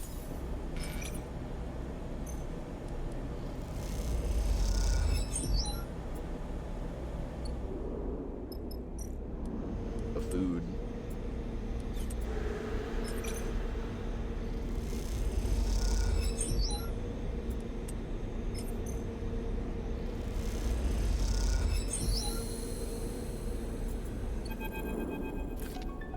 Paracycles and Oliveira have been busy enough to take your mind off most things. All the heavy lifting and manual work has been a welcome distraction from the looming specter of the second reboot, and the good mood of the others has been infectious. Griffin has been almost annoyingly upbeat, his relationship with Cadence the worst kept secret in the colony. Working alongside them, it's hard to ignore their deep feelings for each other. Tanner's been happy because he has something new to rib Cadence about, and Seraphim with his self-serious manners an easy target for pranks and teasing. Tanner also hasn't been able to stop talking about the party, which he already seems to have decided would be one of the highlights of his youth. Now, finally, the cycle of the party has arrived. The canteen is done up with hanging light strips, waving gently in the asteroid's microgravity. Ships themselves salvaged from the emergency lighting of wrecked starships. Work stopped and all the colonists yet to arrive. You find the reboot filling your mind once again, growing like a shadow. Something on your mind there? The voice takes you by surprise. You're gonna see a colonist. Oh shit! You're also from the DLCs of the first game. A lot of returning characters that don't really get like a lot of highlighting, and I think that's fun. I see a colonist you haven't met before, an old man in some sort of supportive chair, his hair shot through with gray and his face sallow. Didn't mean to startle you, my apologies, it just seems like you might need some company. There's a strange look in his eyes that you can't quite place. He's looking at you like you have met him many times before, but you've never seen him before in your life. Looks beautiful, doesn't it? He gestures through the canteen with its hanging lights, his chair propelling him forward with little puffs of air. Young people did such a good job. It hurts my heart to see it like this. Never thought this rock could ever be a home. Have we met? Us? No. Sorry if I'm being a bit too familiar. He coughs a few shallow coughs. Just, you remind me of someone who did a lot for me. Let's not chat about me. I want to know about you. What's eating you? While you were staring at those light strips, it looks like they're about to leap down and strangle you. His chuckle becomes a cough. Time is passing too fast. It'll do that to you, that's for sure. Just run away from you. Built up a shaky arm. Out on some unknown vector. It's just the truth of the world, and so many other truths rest upon it. We have our time, some too much and some too little, but it's ours, and in the end, it's all we have to our name. Colonist squints at you. Sorry, I'm not good with reassuring people. I just remembered that. He smiles. But I do like chatting. Looks back at the light strips. Really lovely, isn't it? Just beautiful. Look back at the light strips now as the hum of people arriving filters into the canteen. There's something in the air, anticipation, the sense of a rare moment passing through, something to hold on to and then let go. Light strips really are beautiful. Turn back to the old colonist to agree with him. He's already gone. Hey, sleeper, Seraphim passes through the now gathering crowd towards you. Buy you a drink. He offers a pouch of some amber liquid. Hey, Cadence comes alongside you and hugs you with one arm. Wonder where you were hiding. She smiles warmly at you with her infectious smile. Think about mentioning the old colonist to her, asking her about him, but Seraphim hushes the two of them. Roman's about to start. All Seraphim's eyes at the front of the canteen, where above the heads of the now quite large crowd of colonists, Carbon floats surveying the room. You meet this cycle, Carbon begins, his voice loud but clipped, formal in a way you haven't heard before. First remember those founders of this colony, those lost and still with us. I'll never forget the distress call that brought me here to the wreck of the Pilgrims. It is him! Fuck! I'll never forget the scenes that greeted me, and I know some of you were there too. Pilgrim Seed is one of those sips from the Moons of Ember, specifically. A rumble of acknowledgement moves through the crowd. Also, that many of you weren't. That many of you came here to take refuge from other troubles, and I would like you to be able to remember too. That's at Cadence, her eyes fixed with incredible intensity on Carmine. They look wet in the glow of the light strips. There were thousands of refugees on the Pilgrim Seed, and far too many were lost. Those from Ember's Step, Ember's Song, Ember's Hearth. Those from the Three Sisters from Erlin's Eye. Many are not here in Olivera any longer, taking their own paths across the belt and beyond, but we acknowledge them all, remember them all, lost and found, present and absent. Without them, there would be no colony here. Before the wreck, Olivera was a handful of buried bays, a scrapper hideout, a place for old and tired mercenaries like me to hide themselves from the universe and forget what they had done. When the Pilgrim Seed was wrecked, it brought the universe back to Olivera, and I could not hide any longer. Ramon stares out across the crowd with a hard glare. Build this canteen from the Pilgrim Seed. Build our homes, our farms, our refinery. Build our independence from their failed hope. A rustle of discomfort goes through the crowd. Carmen pauses to let this settle. Do not be ashamed or afraid of this. We will remember this. We will build on it. This cycle and every cycle after, we will thank them with our actions. The crowd mutters agreement. Armand takes a deep breath and straightens up. Weight seems lifted from him, the weight of testimony. Now, here in this room with you, I will thank them with my laughter. A cheer goes up. I'll thank them with my joy, with my celebration. Another roar of approval. We'll all thank them as loudly and as chaotically as we can. The room erupts into cheers and applause. Fucking join in. Cheer and applaud too. You whoop and Seraphim laughs nearby. Then you feel a pair of hands on your arm. Cadence pulling at you, grinning and crying. You feel another hand on your arm, Seraphim dragging you into the crowd. When you're in the thick of the crowd, so many bodies in one room dancing and spinning and shouting. It is like nothing you've ever seen. Notice the rest of the crew in the melee, a flash of a familiar face here and there among the massive colonists.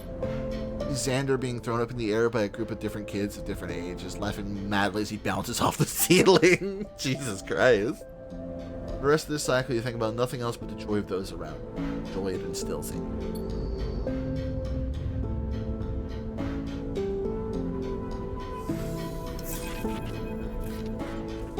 Look up in your berth, the same light that always shines on the belt shining incessantly through the window. So to rise, so to... Oh, it's gonna be another glitch dice, isn't it? Fuck. So to begin this fresh cycle. At some point, Seraphim arrives back onto the rig with no indication of whether he slept or not. I'm in the cockpit, leaning in the pilot's chair, looking out the lights of Oliveira and smiling. Good party. Not sure I've seen anything like it. How's Cadence? Seraphim gives you a look. She's great. She loves seeing you let it all go. I did too. Oh, Oliveira's all fixed up. Colonists are happy. Blah, blah, blah. Where to now? Do you want to stay? Here? A little bit too much of a backwater for my taste, he grins. Cadence understands. Don't worry. Seraphim pauses a moment. Something passing over him that makes him shiver. I heard from Tala. He looks away. Spring is still in transition, but the Union Council's taking over. Kirk got what he wanted. Blockade will come down soon, but I'm not sure I'm ready to revisit that place yet. When I come back to Tala, I want to have something to show for myself, you know? I get it. Family. Drugs. Maybe once the reboot is done, once the blockade is down, maybe we can visit then. We'll get there some cycle soon. I'm unsure if Seraphim is trying to convince you or himself. He stretches, shaking off his feelings. For now, though, the belt is ours to explore. Oliveira filled our fuel tank, so it really is up to you where we go. While you're deciding, I'm going to go dig up some breakfast, and he glides out of the cockpit. Take a moment to look out across the tiny lights of Oliveira, dwarfed by the crater and the wreck that's at its far end. Not bad. Not bad at all, you think.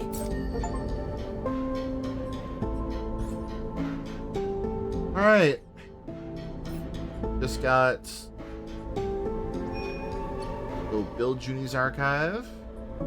Make our way back to Darkside, and that's the end of the game. God, I'm gonna miss playing this. This shit's so good. So we go... I still can't go that way. Really? Like an irradiated zone? I think I can go from there to Greenway. Queensway?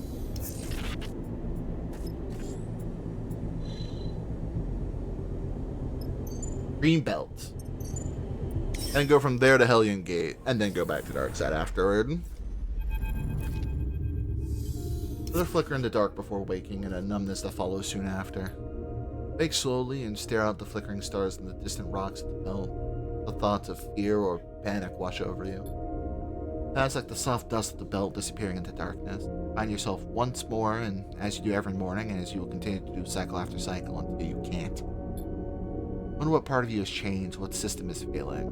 Fame is silent, its complaints only felt in ambiguous sensations.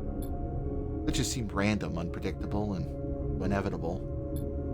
You'll increase only in number until you reboot yourself. I don't know what lies beyond that. At least the glitches are dependably familiar. Reboot is anything but. Oofa. I really like how this last part of the game is being depicted, though. It's very, very smart IMO.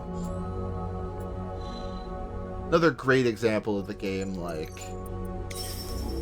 very easily merging narrative and everything. Okay, so where...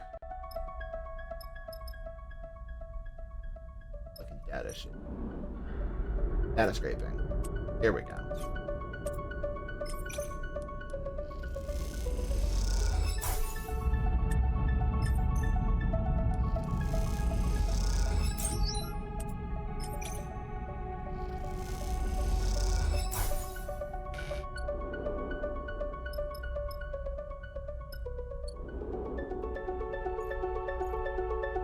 Yeah, I would need to eat these fucking supplies.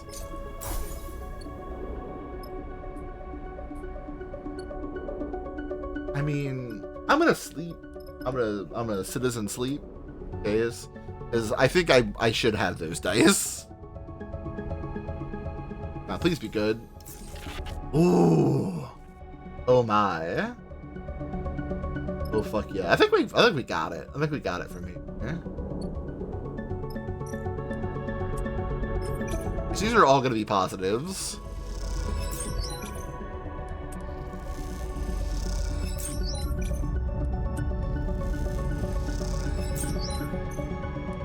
Yup.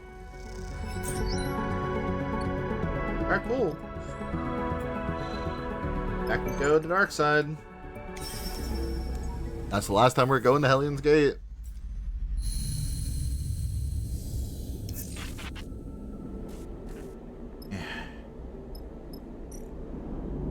Fucking data.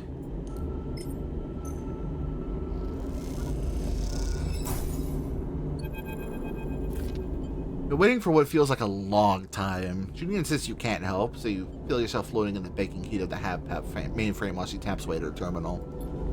As you do, you can't help but shake the feeling of a presence nearby, one that you are coming to understand as some remnant of Overseer. Don't know if Overseer was ever really a person, but now with their many selves combined and dispersed, their consciousness expanding to fill the vast space of the HabPap and its networks, they certainly aren't even close to human anymore. Think of them as a ghost, but perhaps now they are better understood as something less mournful. A system, a process, a thing becoming. The entire station is their body. You can't help but wonder how that feels. And we are ready. Judy hits a key on her terminal with percussive force. It'll take a little while, but she'll be online in a few moments. She looks flushed with excitement. She? Were you listening last time? Don't tell me you drifted off. I was thinking about Overseer. She shakes your head, and you don't know. She suddenly looks concerned. A voice screeches out of the terminals. It descends in pitch from a squeal to speaking. Then below the mainframe, a flickering projection appears, first as lines and then as solid light. Warden! Hey! Welcome, visitors. Warden flickers and warps. I am the Warden. Please provide. The urban jerks and freezes and blinks out. Shit. Jenny taps at her terminal. Need to reconfigure for the HabPap environment. Warden? Seriously? What? I told you last time we need a way to process and understand all this data. Warden is perfect. This better not pull up in our faces. It won't. I've taken precautions. She can't hurt us. Technician is right. Warden's clipped voice echoes through the cavernous main bay. My protocol is operating under safe mode limitations. Warden's blind eyes stare out over your head. Do not be concerned, Officer Dahl. Sorry, I'll fix that. Why the Warden? Archiving was her role in the bunker. She's ideally suited to this, and she understands Solheim networks better than we ever could. Come on, you have to admit this is pretty cool. Look at the statuesque figure of Warden, once at the heart of Solheim's intelligence gathering operations across the belt. Should a tool of corporate oversight ever be used for something good? Look, watch this. Judy turns to Warden. Warden, provide the last known location of every Solheim vessel above Rigger class in the Starward Belt. Immediately, technician. Warden draws a circle with a pointed finger and expands, filling with bright specks. There's hundreds and then thousands of constellations of sites. See, this is our future, built on the foundation of our past. These tools are ours now. Look at the arc of specks, the points of light describing the shape of a long-dead corporation's power. Incredible. It is. People need to know what this city, this system is built on. Warden can do that, expose that. It'll be up to us to reshape the ruins into something new. I knew when I saw her that I couldn't leave her there alone in the dark. I've been in that dark pit, and I won't condemn another being to it. Judy looks at the placid Warden. Human or not, how we treat her is a test of our own values, the world we protect. That is not a currency, it is not a commodity. The material output of a system, a structure, a society. Judy meets your eye. This will be a place to uncover that system for ourselves. Looks around the chaotic trailing wires and the floating terminals. Once I've cleared up a bit, she laughs. You and Judy spend a little long on the mainframe, sorting cables and offering Warden casual queries. All of them return useful information, and Judy begins listing out the changes she'll need. After a while, you both find yourself tiring, heads aching with all the fresh information you've crammed into them. Close up the core and ascend back through the layers of the facility to the dark side surface. As you do, you feel the history of each strata, the layers that make up this place and the belt beyond. Now more than ever, it feels tangible to you, as if it contains not only the past, but the promise of the future as well. Alright. All we got left. Finish the reboot.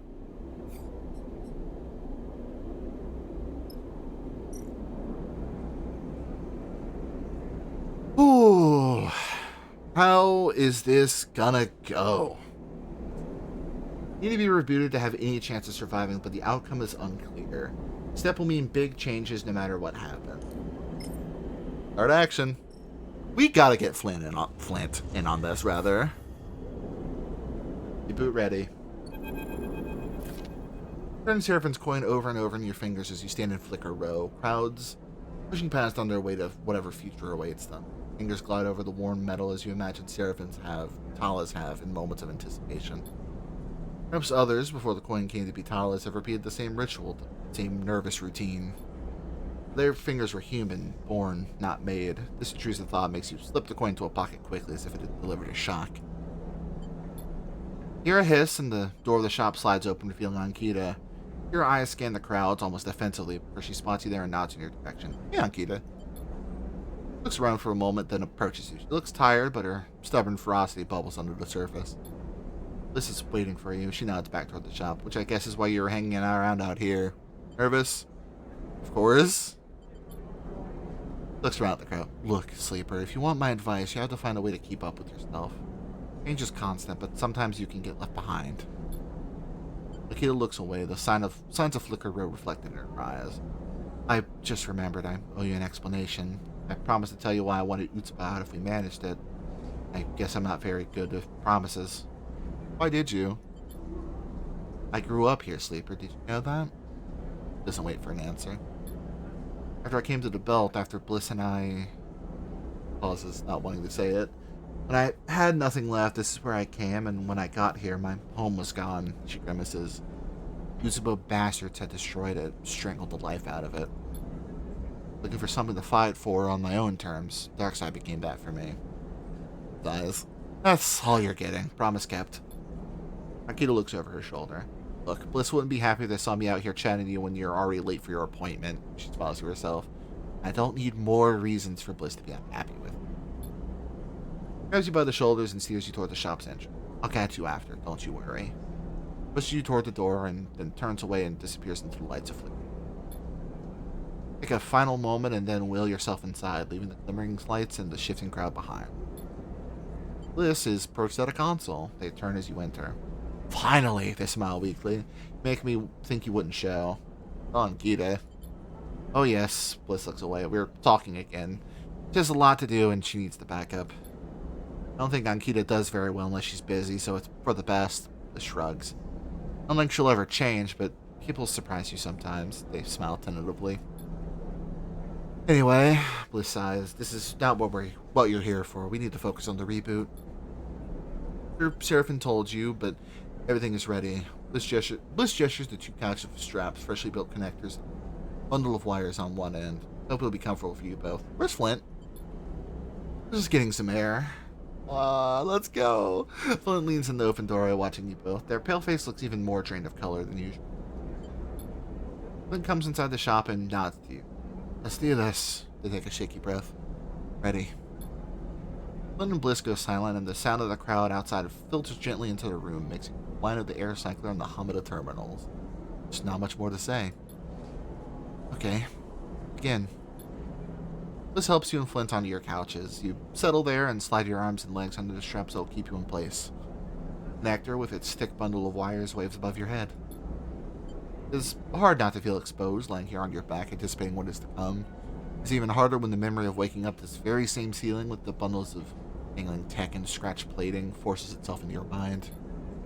You've been here before. Last time you woke up to fear and panic, woke to a desperate escape and a shattered mind. Reboot interrupted, the thought sends you trembling. Then, staring up at the same ceiling, the trembling dissipates. After all, you're back here now. That means you survived this crisis, grew from it. Took the hit and bounced back unbeaten.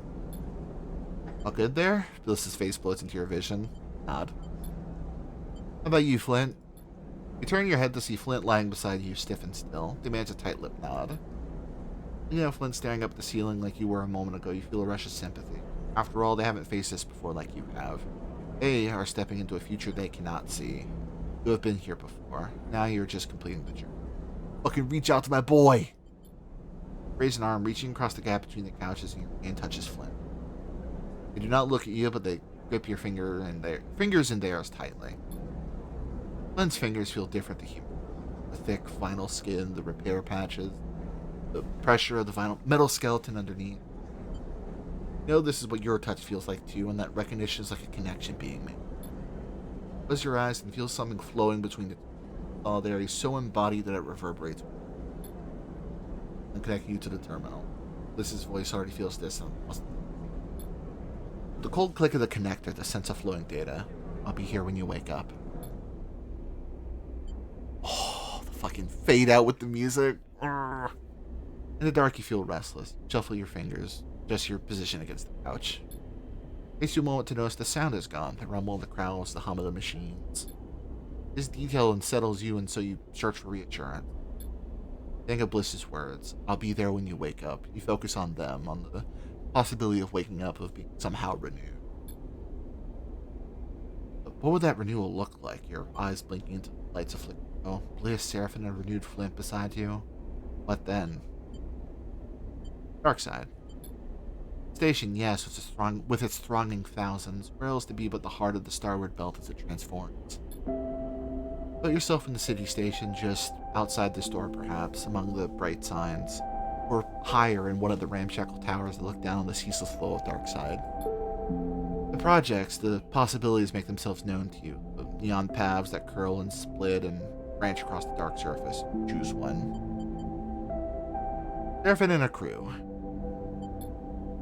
Yes, the path that always bends back towards home, no matter how far it travels. Rig and a crew, some you know now and some yet to be met, pushing out into the belt with a hold full of supplies and a contract in your mind. An image in the cockpit with Seraphin looking out at the stars, image multiplied many times with many moods and textures. At the heart of it, an unspoken link between you and your pilot, and a knowledge that Darkside will always be your home. You'll fly until the drive runs dry and the hull plates flake off and your bones become the scrap that this place is built upon. Then you feel it, the insistent pulling of a thread, the unraveling of your very self.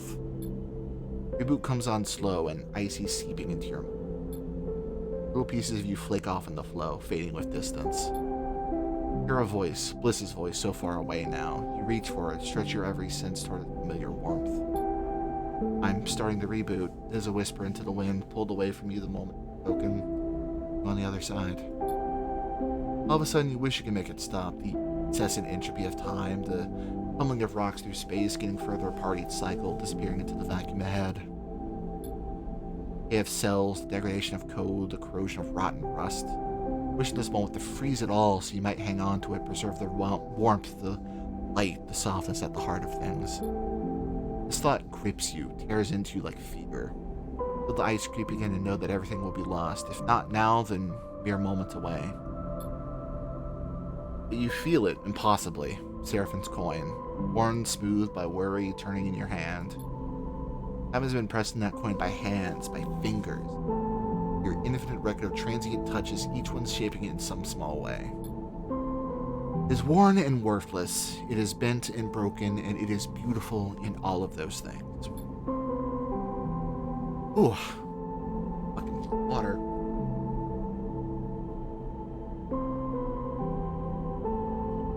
Ooh.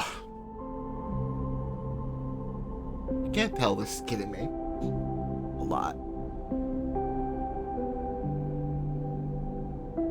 So you press your thumb against it, your crooked, calloused thumb, again and again, as you are a broken thing. You have nothing left but that brokenness and the beauty that shines through it. And somewhere nearby, a button is pressed. All at once, one thing ends and something new begins. Fuck. That's it, isn't it?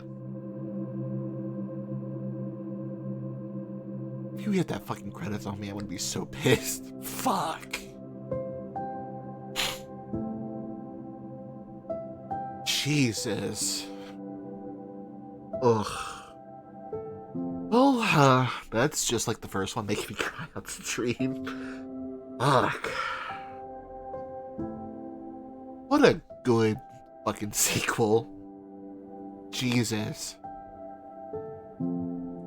Oh, I don't even know how to fucking phrase my feelings about this one. I feel like the way the mechanics tell the story in this one, especially with the whole contracts system and stuff, making it play a lot more like an actual Forged in the Dark type game, really fucking helps the actual like story come out. I feel like one is probably a little tighter in terms of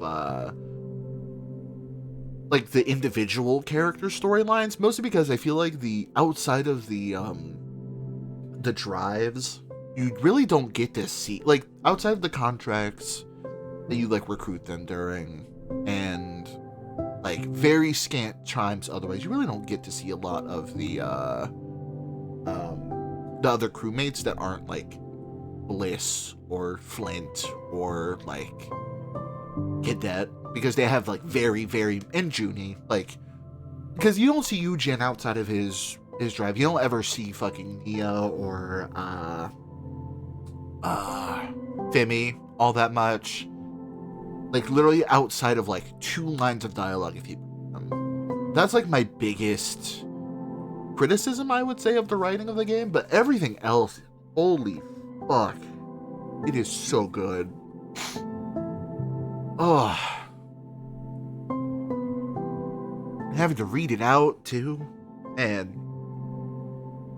oh, highly, I'm gonna like recommend this series to like fucking anybody. EVA, it's like, if you like sci-fi, if you like story-driven games, if you like visual novels, if you like tabletop games, fucking play this shit. Like, there's really not a lot like it, and I'm gonna fucking follow Gareth Martin with whatever they decide to do next. I know this is the last of this series, presumably, at least for a very long time, according to them. But like, whatever they decide to make next, I'm fucking in. Like, they have earned my fucking goodwill, like 100 times over. So what does continuing do, out of curiosity? It took 198 days. So does that... what does that do?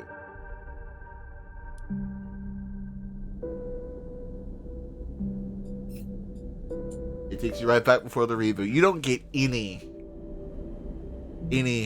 semblance of what's there after the reboot. Me and Flint, man. Oh, just, I think these games are gonna sit with me for a very long time. I think definitely like up there with my favorite indie titles, like ever. Oh, Jesus Christ. Yeah, that last scene got me quite a bit. Ugh. Let's see who's fucking live right now as I try to not fucking niffle my way through for the ending stream. Boy.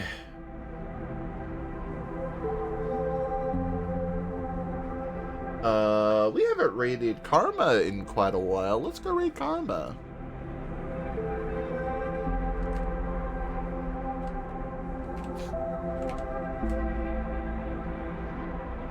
Yeah, sorry to just like immediately you know, go back to streaming this like a third time in a row, but I knew the end of the game was coming, and I just had to fucking finish it. I didn't want to wait like 10 days to finish this fucking game. It's so good. It's so good. Oh, I'm adding that to my list of games on stream that made me cry. Both Klonoas are up there. Citizen Sleeper 1 also up there. There has to be others. I'm sure there were definitely others. Oh, right. Every single Ico did. Last Guardian did. Shadow of the Colossus didn't, because I was familiar with the way that game goes. Yeah. There's a lot. I'm a crier at heart.